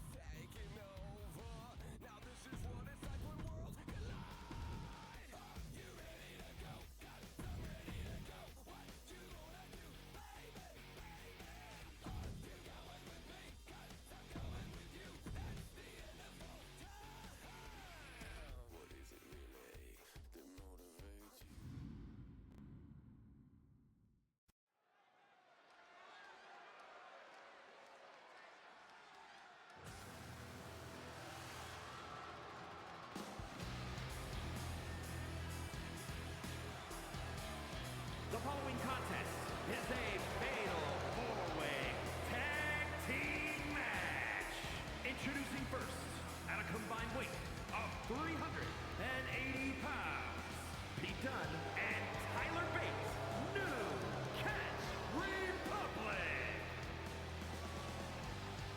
One's a former Intercontinental Champion, one's a former Heavyweight Champion.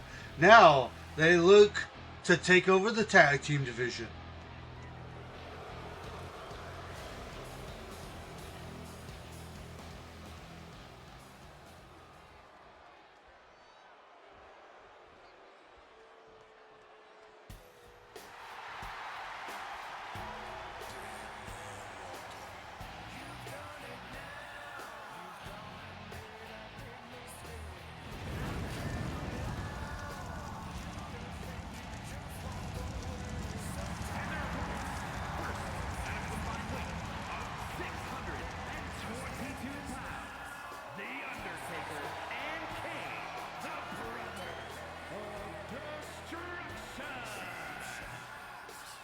Well, Kane's a former heavyweight champion.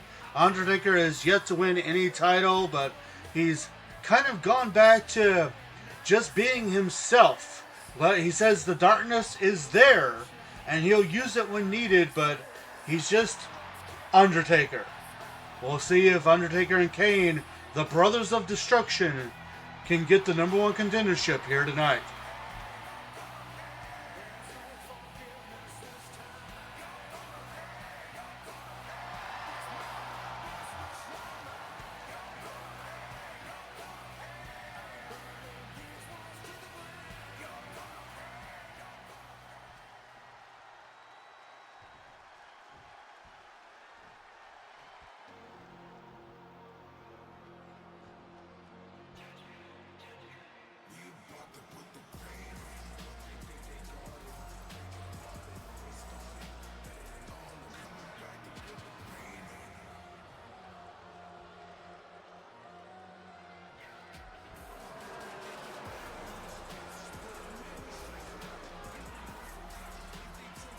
Making their way to the ring at a combined weight of 385 pounds, Finn Balor and J.D. McDonagh, the Judgment Day.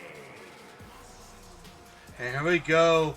Although JD has never held any kind of title, Finn Balor, a 3-time Intercontinental Champion. The Judgment Day now looking to take over the tag division. We'll see if they can do it.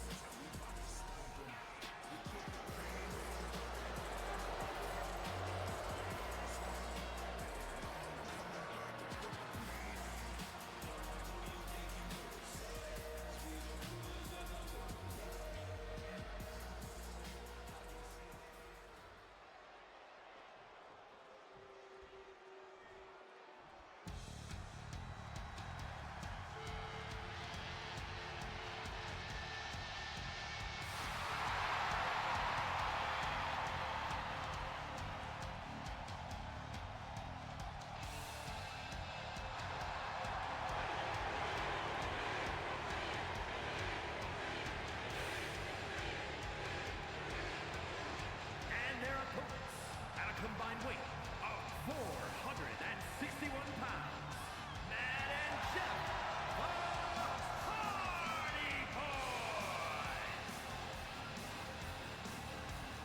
Yes, I've been waiting since last show for this. Jeff!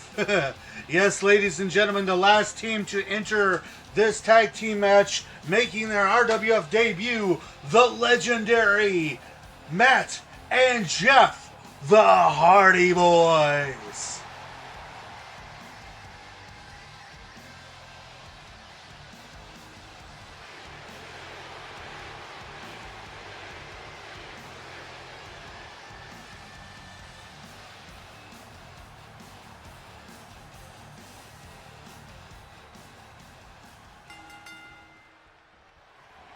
And here we go with this fatal 4-way tag team Falls Count Anywhere match. We have so much talent in one ring. Of course, if you're making your betting decision solely on title reigns. Unfortunately, none of these teams... Wait, actually, I might be wrong.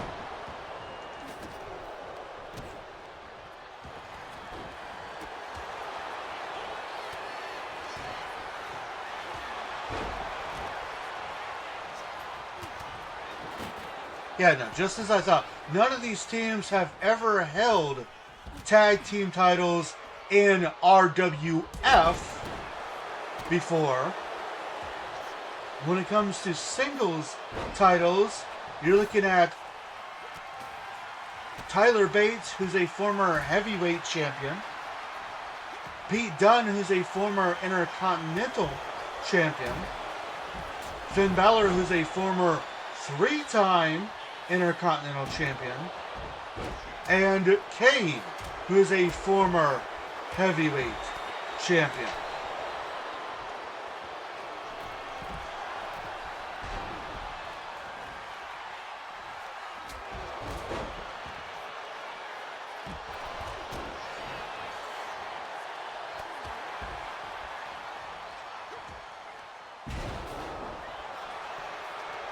And a reminder, whoever wins this match will go on to Summer Smash to compete for the Men's Tag Team Championships, which are currently held by the MFTs, Tama Tonga and Tonga Loa.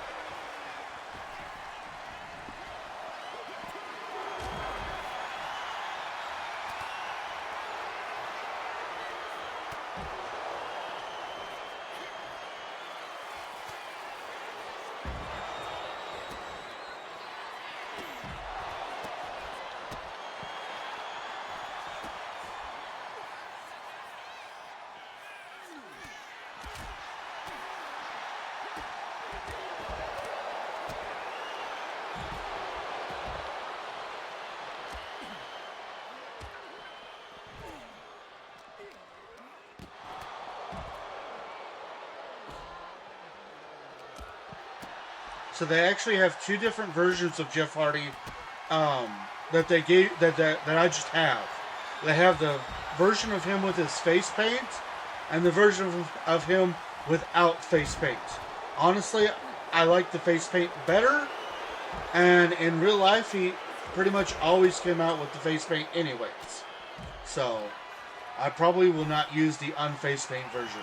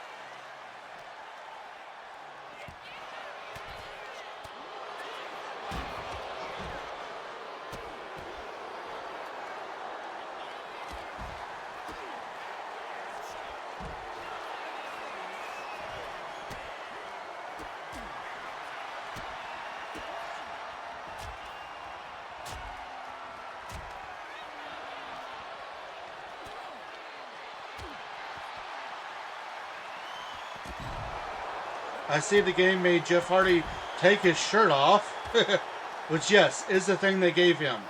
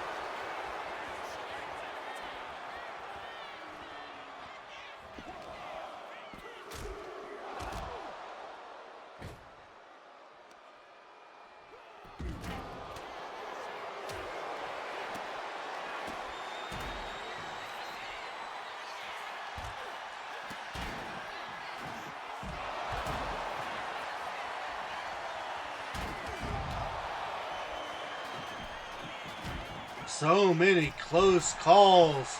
I honestly, this could be anybody's game.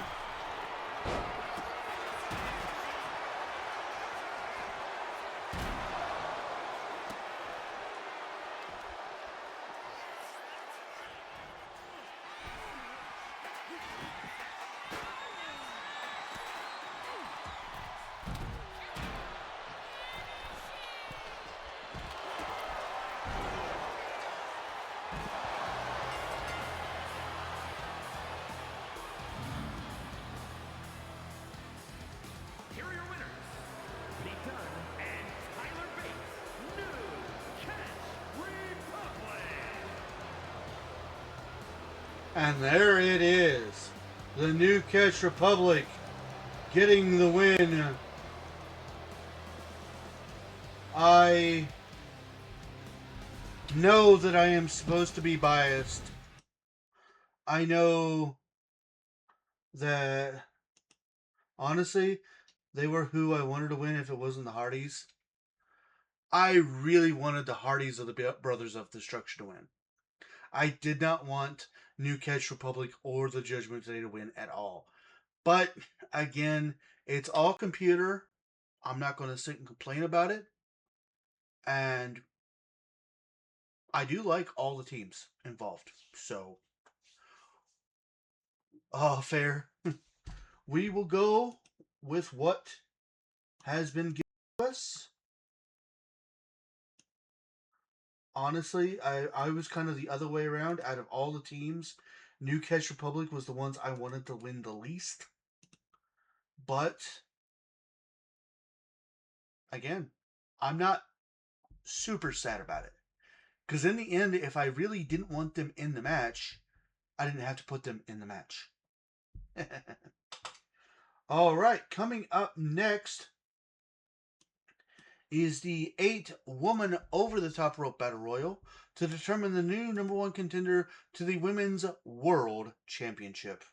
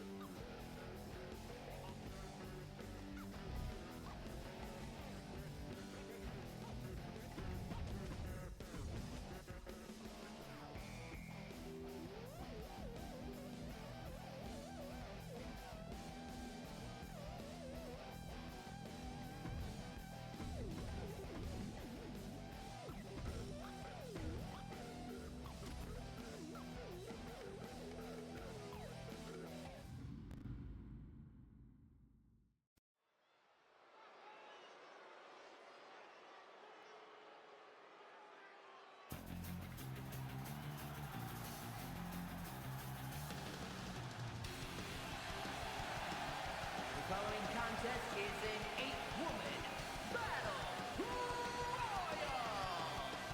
Making her way to the ring from Pittsburgh, Pennsylvania, Maylee Fanny Fan.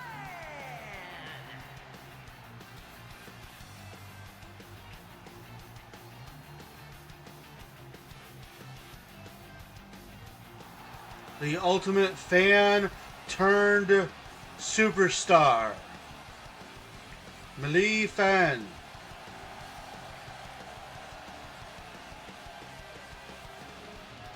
Hasn't had too many opportunities, but tonight she has the best she can have.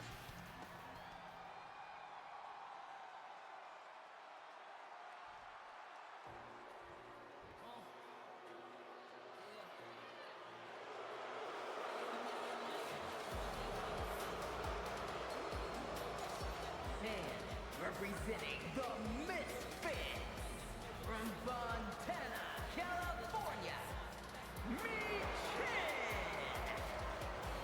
Well, we said the same thing about Jimmy Uso earlier 1 week after losing the Women's Tag Team Championships, Michin trying her luck again in singles competition. Michin, a former 2-time Women's Tag Team Champion. We'll see if she can take the first step in getting her first singles title here tonight.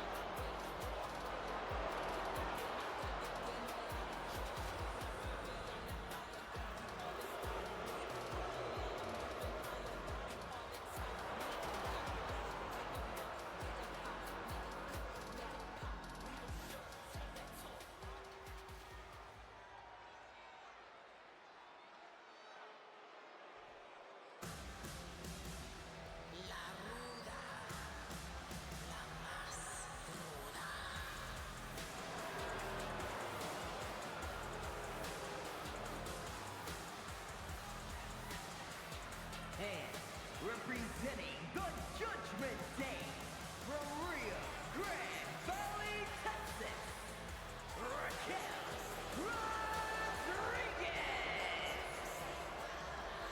Former RWF Women's Tag Team Champion in her own right. A standout of the Judgment Day. We'll see if she can be the one to challenge Nikita Lyons next. Or I should say first.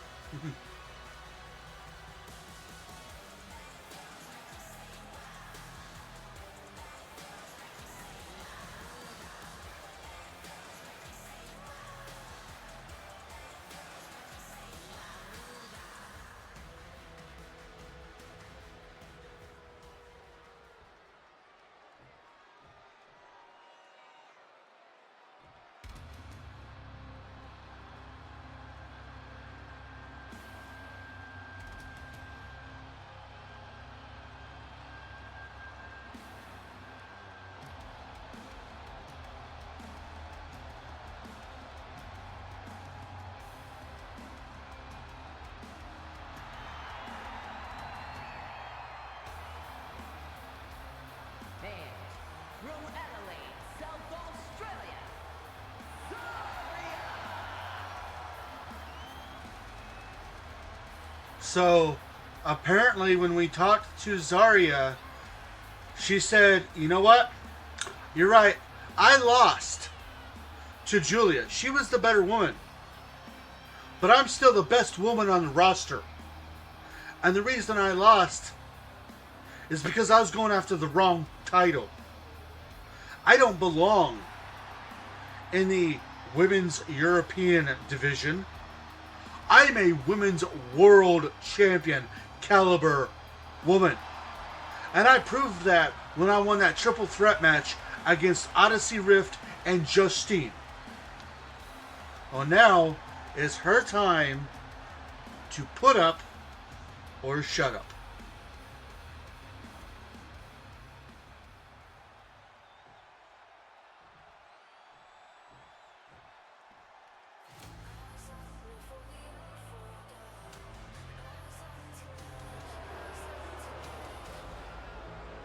And from Laredo, Texas,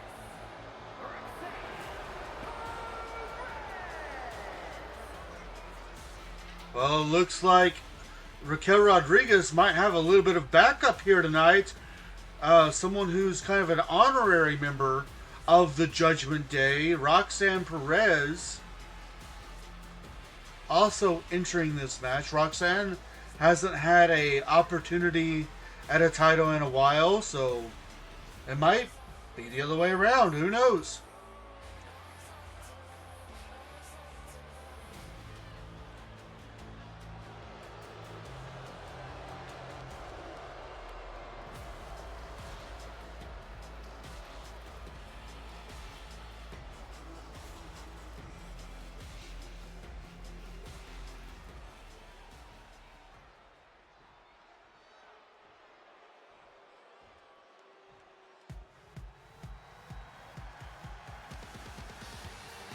and from Denver, Colorado,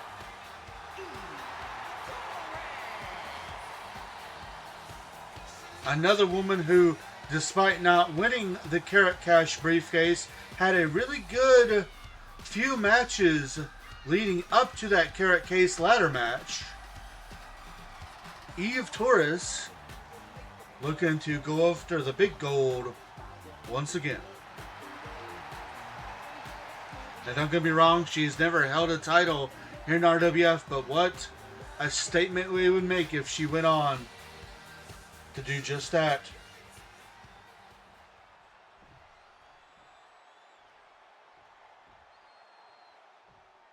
Pledge your allegiance to Chelsea Green.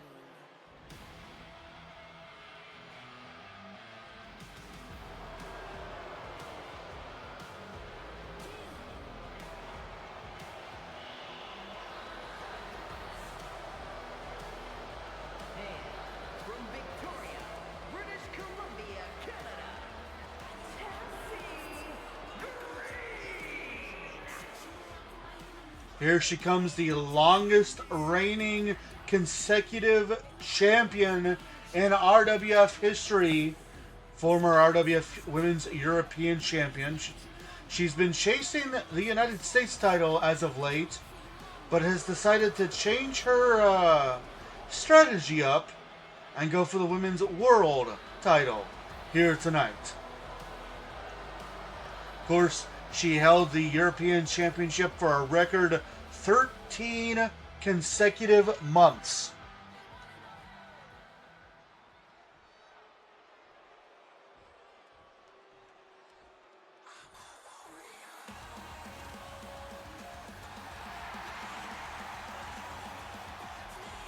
And their opponent, representing the Dream Team, from Pittsburgh, Pennsylvania, Thea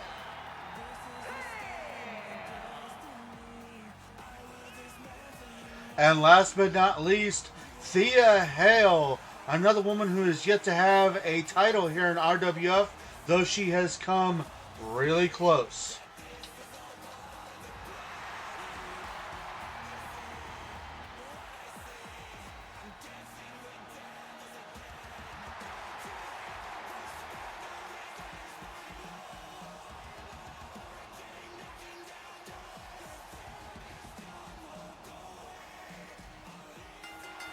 Alright, get your bets in now because one of these 8 lovely ladies will go on to Summer Smash to challenge Nikita Lyons for her newly won RWF Women's World Championship.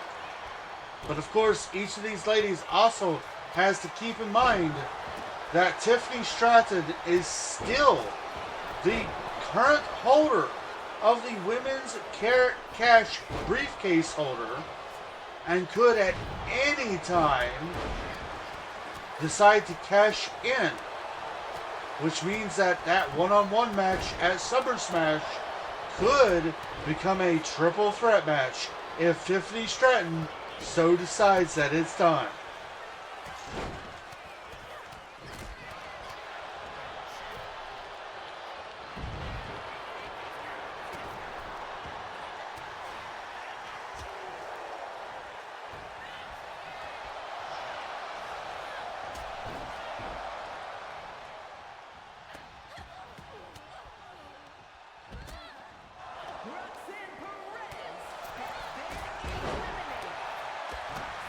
Well, so much for the advantage that the Judgment Day had. Roxanne Perez is the first one out of here.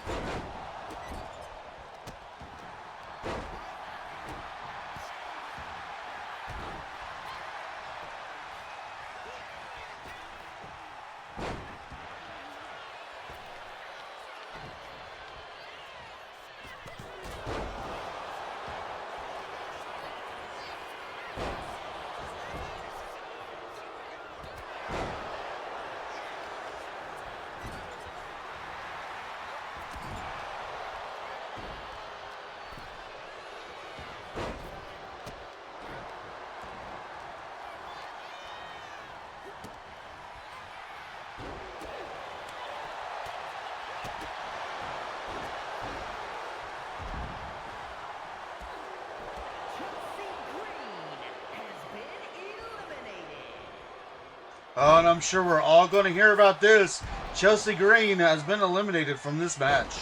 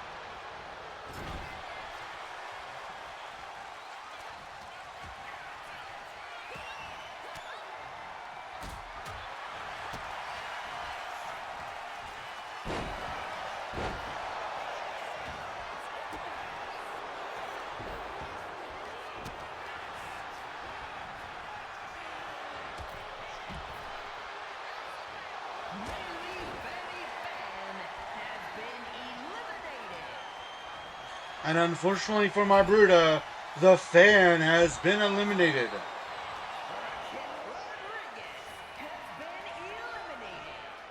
Followed by the Raquel Rodriguez. We're now down to our final four.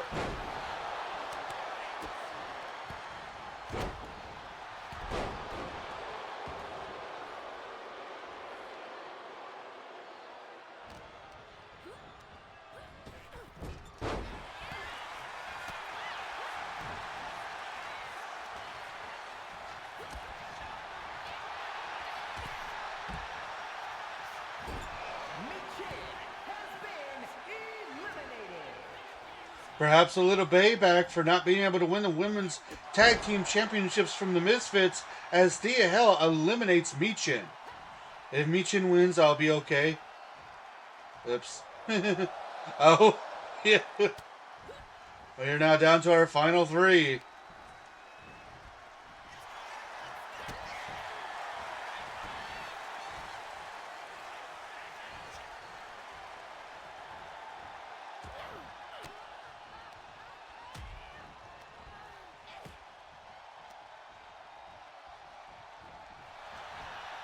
Go Thea, for sure. Didn't even recognize her? I know, right?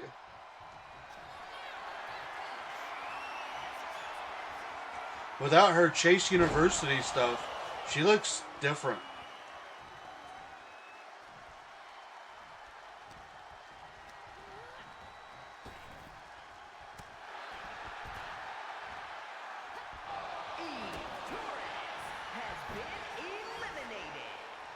And with Eve Torres' elimination, we're down to our final two, Zarya and Thea Hale. I like her though. Her TikToks are fun. Yeah, same. I love her TikToks. I love when she tries to get people to dance with her. And there it is.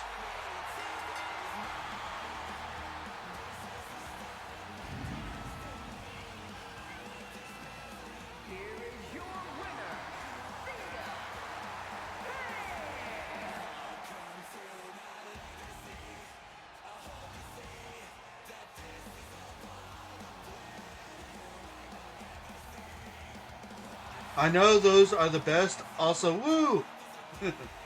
Woo indeed, as Thea Hell is become #1 contender to the Women's World Championship.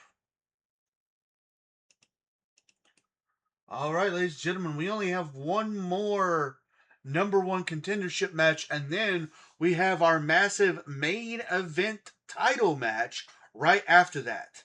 So, coming up next is an 8-man over-the-top rope battle royal to determine the new #1 contender to the RWF Heavyweight Championship.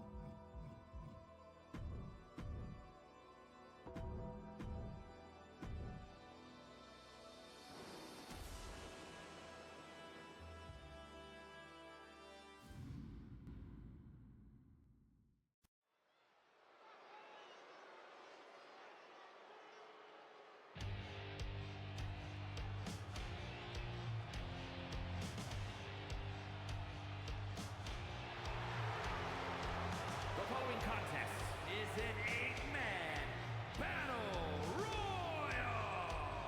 Making his way to the ring from Chicago, Illinois, weighing in at 241 pounds, Adam Pearce.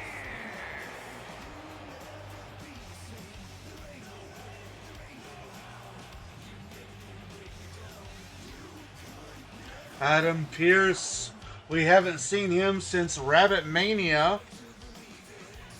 We'll see if the Scrap Daddy can make it as a singles competitor here in RWF.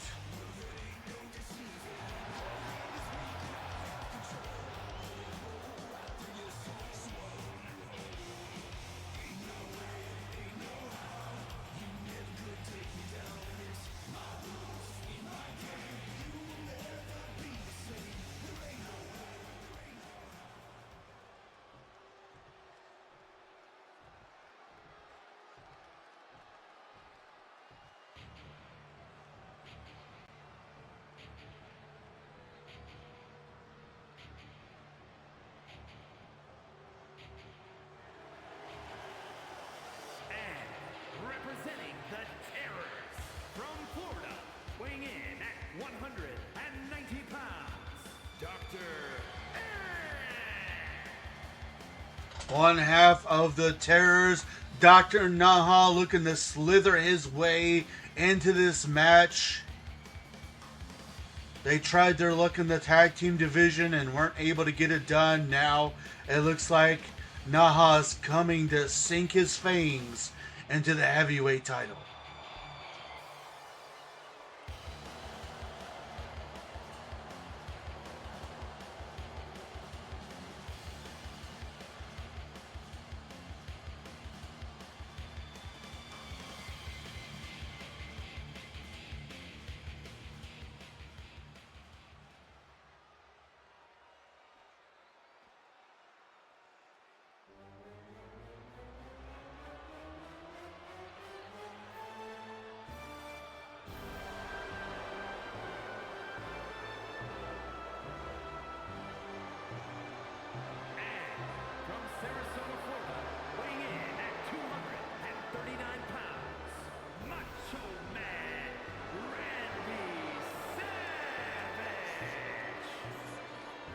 former RWF United States Champion, the Macho Man, looking to gain another title.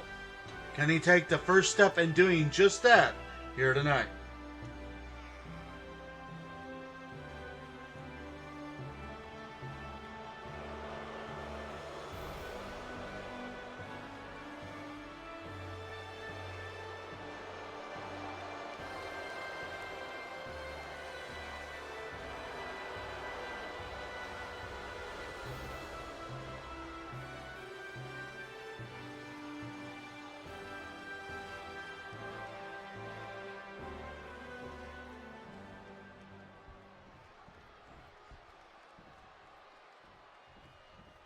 Your boy is bouncy.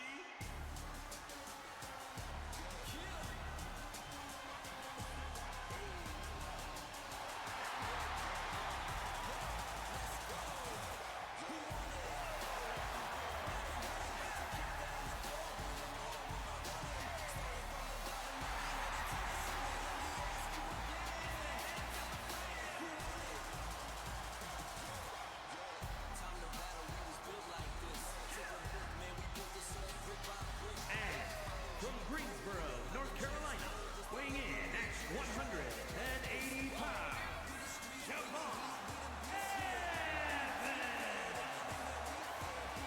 Another person that we haven't gotten to see a lot of. This kid is bouncy, as he claims. We'll see if he can bounce his way to a victory, or if he'll end up just bouncing his way over the top rope.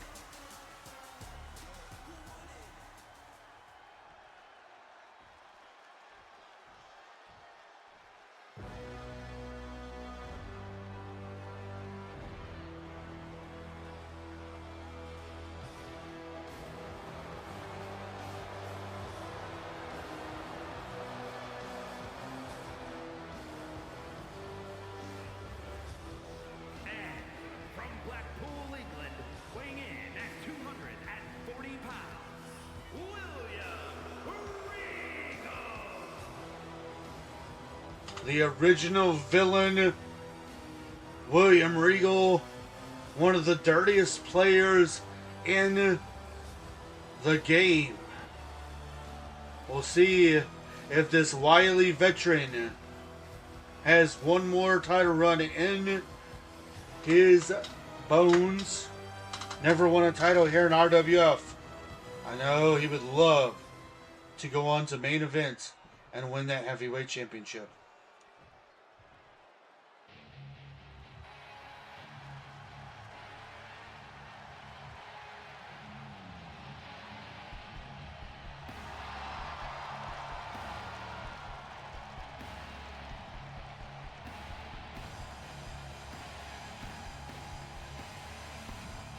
And representing Team Hardcore from Philadelphia, weighing in at 240 pounds, the Sandman. All right, everybody, grab your drinks for one of the longest entrances in RWF. Considered to be one of the most hardcore individuals on the roster. Of course, part of the four-man stable known as Team Hardcore. He has yet to win a title on his own.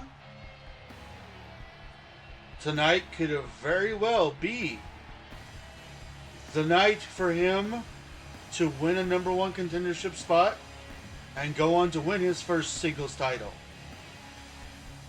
here in the RWF.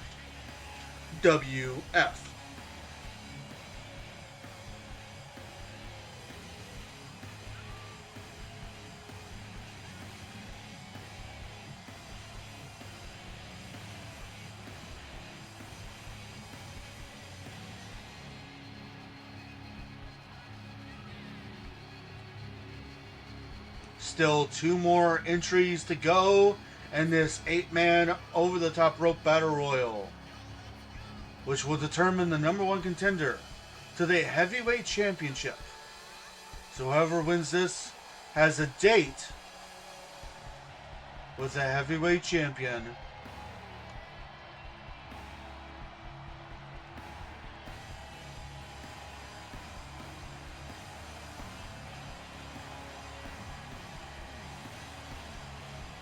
And you know that Aleister Black is going to be chomping at the bits to face any of these men. Aleister Black, of course, the current heavyweight champion.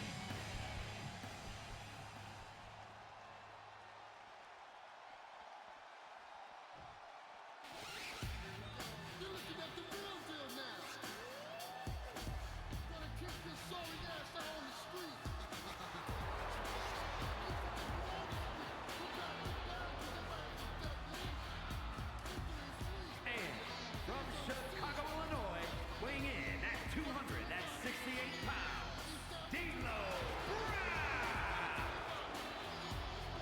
D'Lo Brown returning here tonight, trying to put a little bit of Attitude Era back into RWF.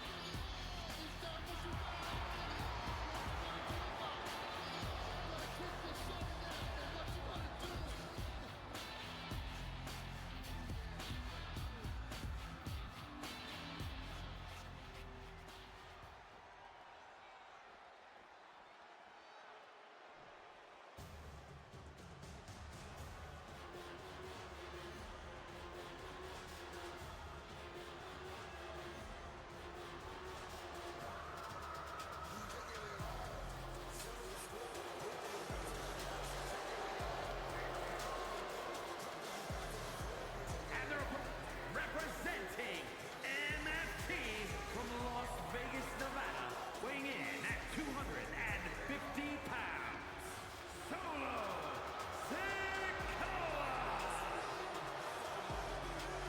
And this man is not in a happy mood. His plan has backfired as JC Mateo failed to win his number one contendership spot earlier. But now Solo has his chance to win his number one contendership spot.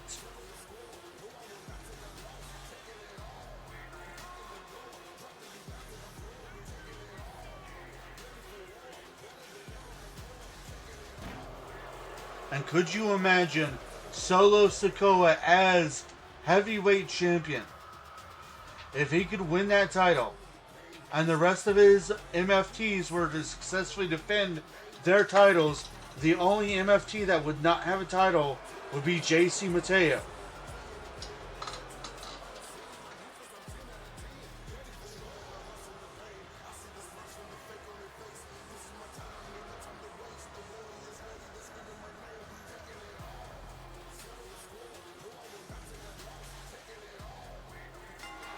All right, get those votes in, as one of these 8 men will go on to our next PTE Summer Smash to face Aleister Black for the RWF Heavyweight Championship. And very much like I said in the female Battle Royal, whoever wins, they also have to know that they quite possibly might be in a triple threat situation, as Sheamus. Oh, it's not a good day for Solo Sikoa. Both him and JC Mateo, the first ones eliminated in their number one contender matches. We will not have to worry about an all MFT title reign. As I was saying, Sheamus is the current men's Carrot Cash briefcase holder. And if he should so choose, he could make the match at Summer Smash go from a one-on-one match to a triple threat match.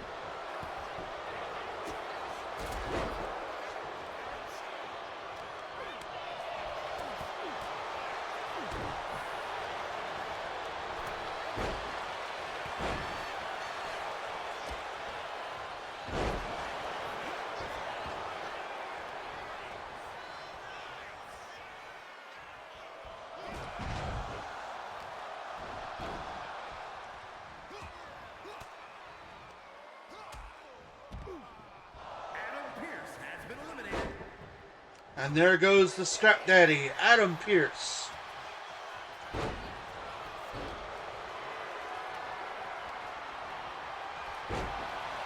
I see Javon Evans is doing the Battle Royal glitch, so you know it's going to come down to Javon Evans versus somebody else in the final two.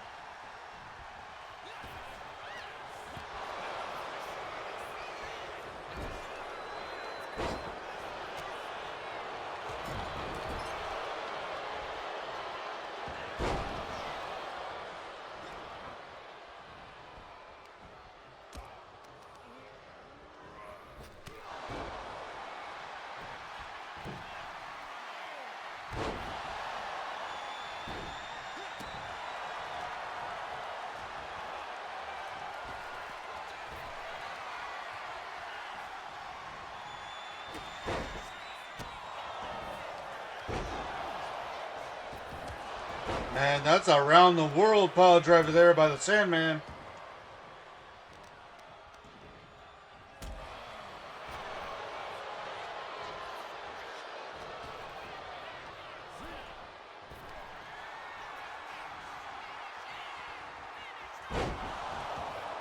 Another vicious pile driver trying to take Macho Man out of this.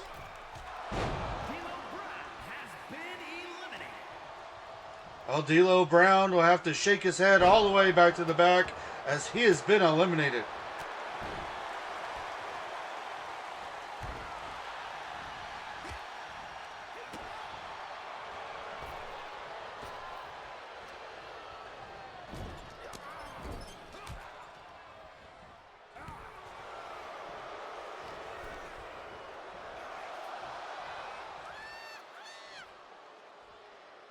That is a fun visual right there.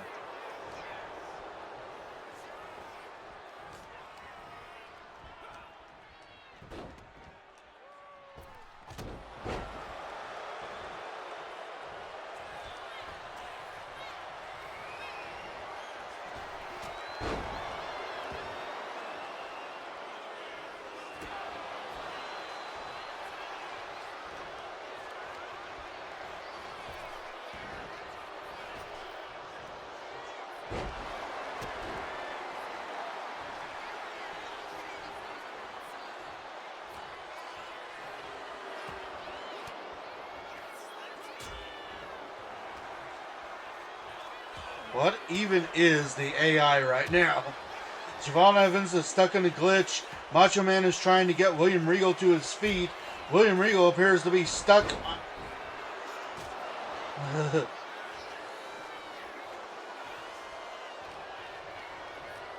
Meanwhile, Naha and Sandman are just going at it.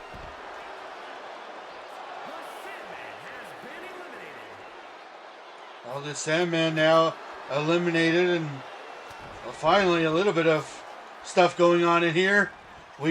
Are we in the Firefly Funhouse right now? I know, right?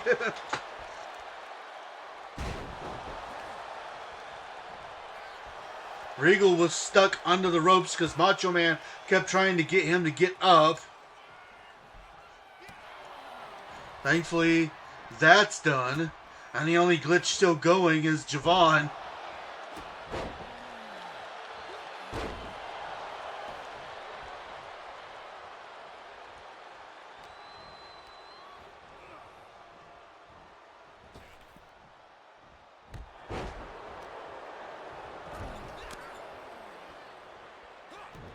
If Evan wins this because of that glitch, that'd be crazy, right?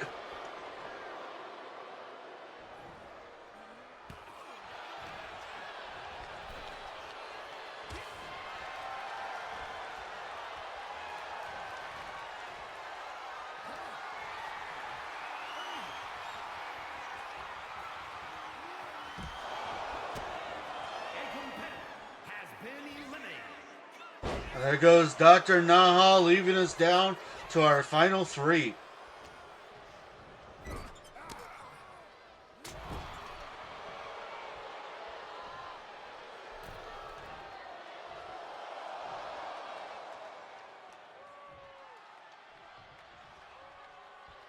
I had a good run. Yes, yes, you did. Randy Savage has been eliminated. And with Savage's elimination, we are now down to just William Regal versus Javon Evans. And that's it.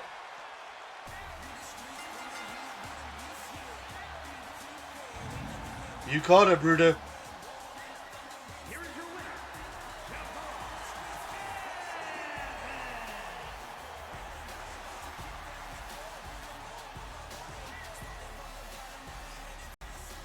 Wow.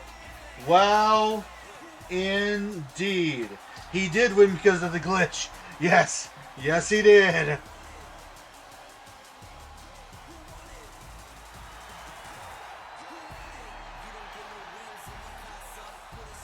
Looks like that means that we will be getting Aleister Black versus Javon Evans for the Heavyweight Championship.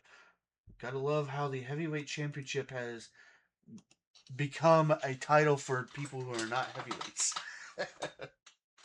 I'm not complaining too much, though. All right, ladies and gentlemen, that means it is time for our main event of the evening, a steel cage match between Ivar and Talatonga, as Talatonga defends the Pure Honor Championship. Now, apparently, Talatonga has also, honestly, that'd be a good match. Both those dudes do a lot of flippity-doos. Fair. Talatonga has also asked for two other things that Cody Rhodes has granted. First, there will be no escaping the cage. You can only win via pinfall or submission. Two, he has asked for a rusted steel cage. We have seen the rusted steel cage in the past, and he has asked for it to make a return. Pure Honor Championship on the line, coming up next in our main event of the evening.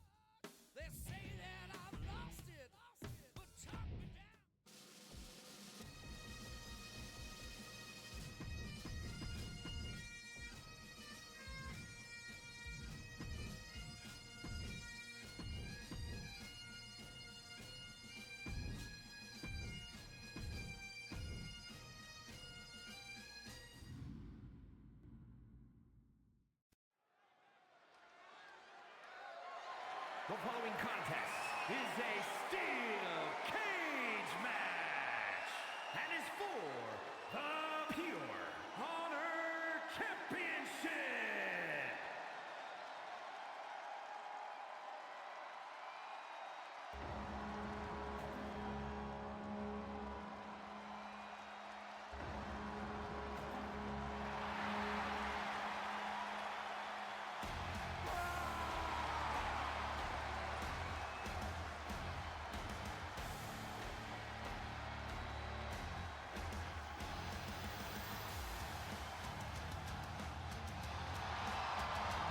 So at our last PTE, Ivar had won the number one contendership to face Talatonga for the Pure Honor Championship.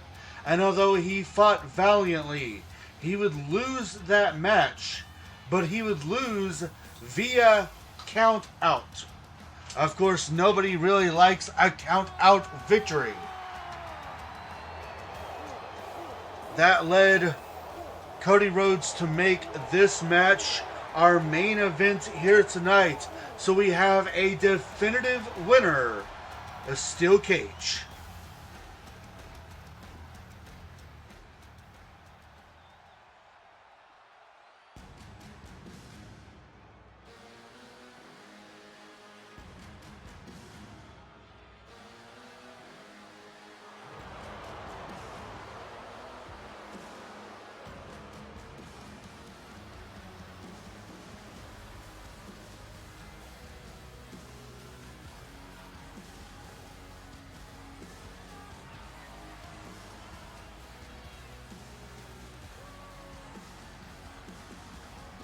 And here comes the current Pure Honor champion. And as always, if you're wondering why he's not wearing his face paint, the leader of the MFT, Solo Sikoa, has decreed that none of the MFTs will wear face paint during a normal RWF show because the fans don't deserve it. And to show more of their aggression, more of their mind games, the face paint will only come out during a PTE.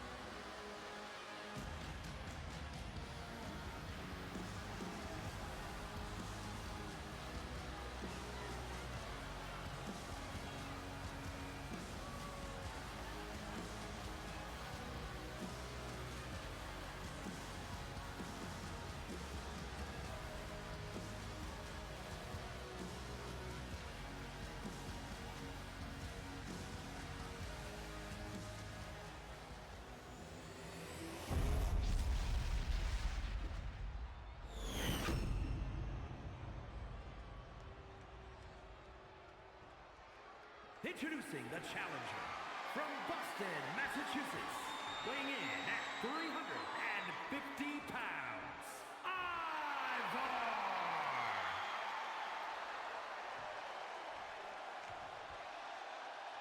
And his opponent from Kissimmee, Florida, weighing in at 264 pounds, the Pure Honor Champion, Tala Tonga!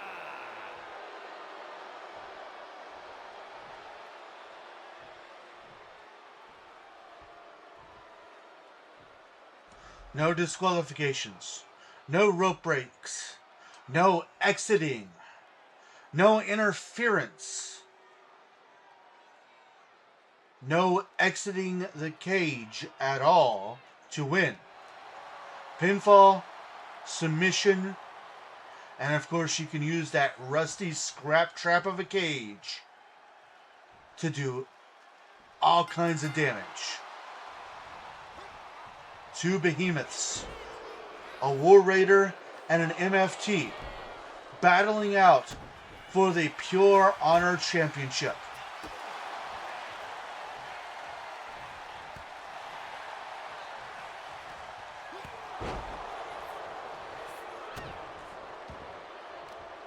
And of course, ladies and gentlemen, this is our main event of the evening. We thank you so much for joining us today. We hope you've enjoyed yourself. And this match, what a way to end a show. As these two brutes literally do all kinds of damage. This match is the very definition of what it means to watch a car wreck happen and enjoy every moment of it.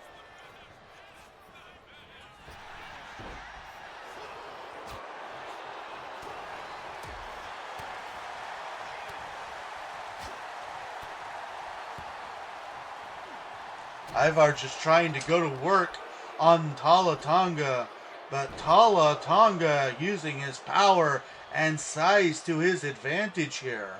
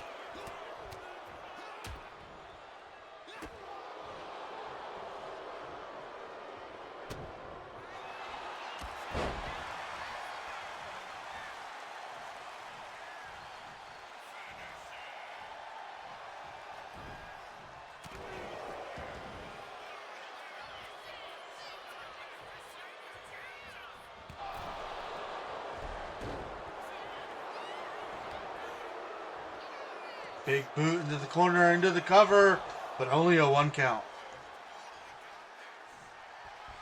Talatonga signaling for the end here. And he's got it locked in, going for that big choke slam, but Ivar able to battle out of it.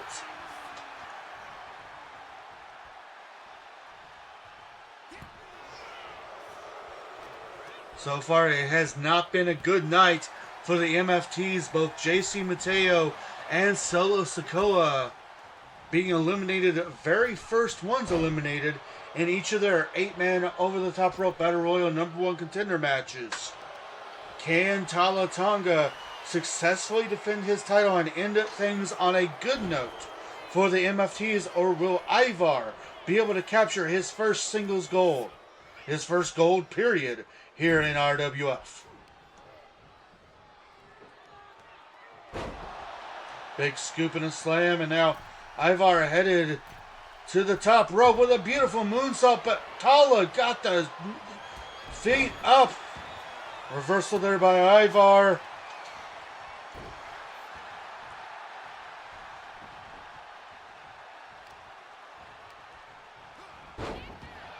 Reversal by Tonga.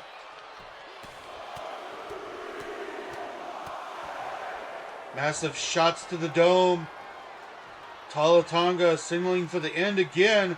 And again going for that huge choke slam. But again, Ivar able to reverse out of it. Reversal again by Talatonga, not letting Ivar catch his breath. A huge big boot.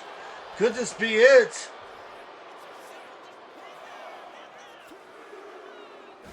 And there it is.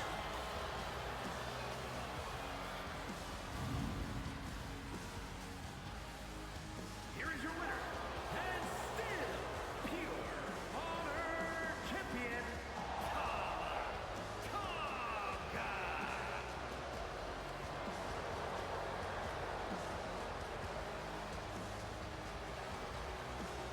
Tonga. Talatonga getting the victory here tonight, successfully defending the RWF Pure Honor Championship after a hard-fought match. Ivar, you tried your best, buddy, but it's just not your time.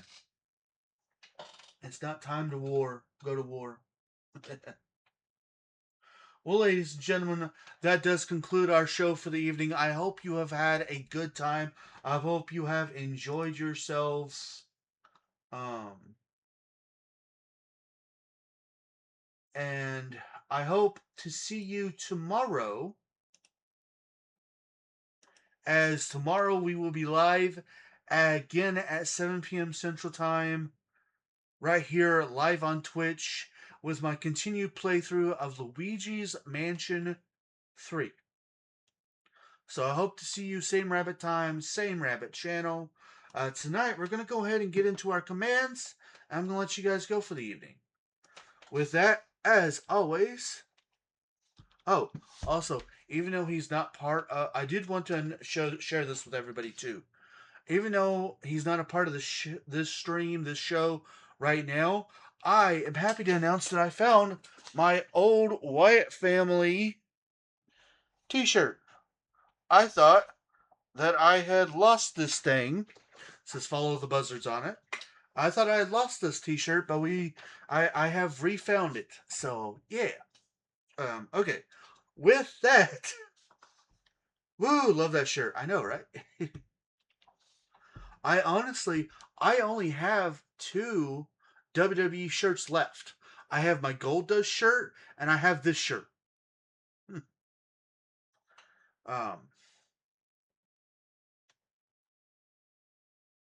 So yeah, let's go ahead and get into our commands, shall we? As always, we are sponsored by our Lord and Savior, Jesus Christ. The Goldust shirt is classic, yeah. I know, unfortunately, it has a lot of holes in it, so I can't actually wear it out and about anymore. But if I'm just lazing around at the house, it's honestly my most comfortable shirt I have. But yes, like I said, we are sponsored by our Lord and Savior, Jesus Christ. He has blessed both me and my wife extremely greatly. I want to make sure to return his blessings by giving him all the honor, glory, credit, and praise that he rightfully deserves. We also want to say a huge thank you. Thank you to everybody that joins us today. It means so much to me that you guys take time out of your busy days to come and hang out with me. Of course, a huge thank you also goes to our supporters, starting with my hashtag wonderful wife, Firebird 10. I need to change Nick's name again, which is fine. Actually, I'm going to do that right now. I know that this is weird and this is a thing, but if I don't do it right now, I will forget about it. I also have to remember how. So that is thank you. Edit.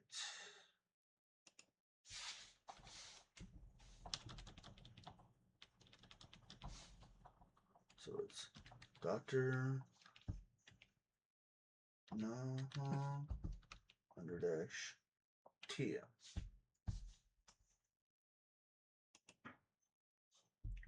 Cool.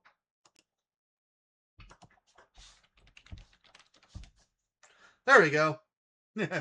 A big thank you, my hashtag wonderful wife Firebird10, our amazing friends Nick and T, as well as our other friends Steve, Sean, and Danny, and of course the two digital artists responsible for our artwork, Amon Wolf of CNH Podcast and Z Fire Incorporated. Thank you guys so much for everything. A reminder that my wife is a Mary Kay consultant. If you would like to get some skincare or want some information about how to become a consultant or anything like that, you can contact us and we'll help take care of your Mary Kay needs. Discord. We have one of those. If you've not joined our Discord and you would like to, there's a link right there to come join us. We have tons of chat rooms. That's where important announcements are announced, decisions are decided, discussions are discussed, wrestling results are resulted, chats are chatted, and honestly, we just love to have you there. Another place that we'd love to have you is over on YouTube. If you'd like to check out our past live streams or highlight videos, you can grab that link right there and come join us. Now, since it is all free and another way to help support, I do ask if you don't mind while you're over there, give the YouTube channel a subscribe, hit the bell icon to keep yourself notified, give the videos a like, and give them a comment, because comments are good for the YouTube algorithm. Another place you can find us is over on TikTok. If you'd like to see just our highlight videos, well, you can grab that link there and go over there to TikTok. That's where we just post over there. And again, since it's all free and another way to help support, while you're over there, if you don't mind, give the channel a follow, give the videos a heart, and give them a comment as well, because comments are good, also good for the TikTok algorithm. Last but certainly not least, are ways to help support the stream right here, right now, if you would like to do so. Always keep in mind that nothing is ever required, but everything is very much appreciated. With that, more information on how you can help the stream is in the chat, so feel free to read that at your leisure, and remember to do only what you're able and comfortable with doing. With all of that out of the way, for tonight, I'm JRabbit87, and I hope you all have a very, very good night.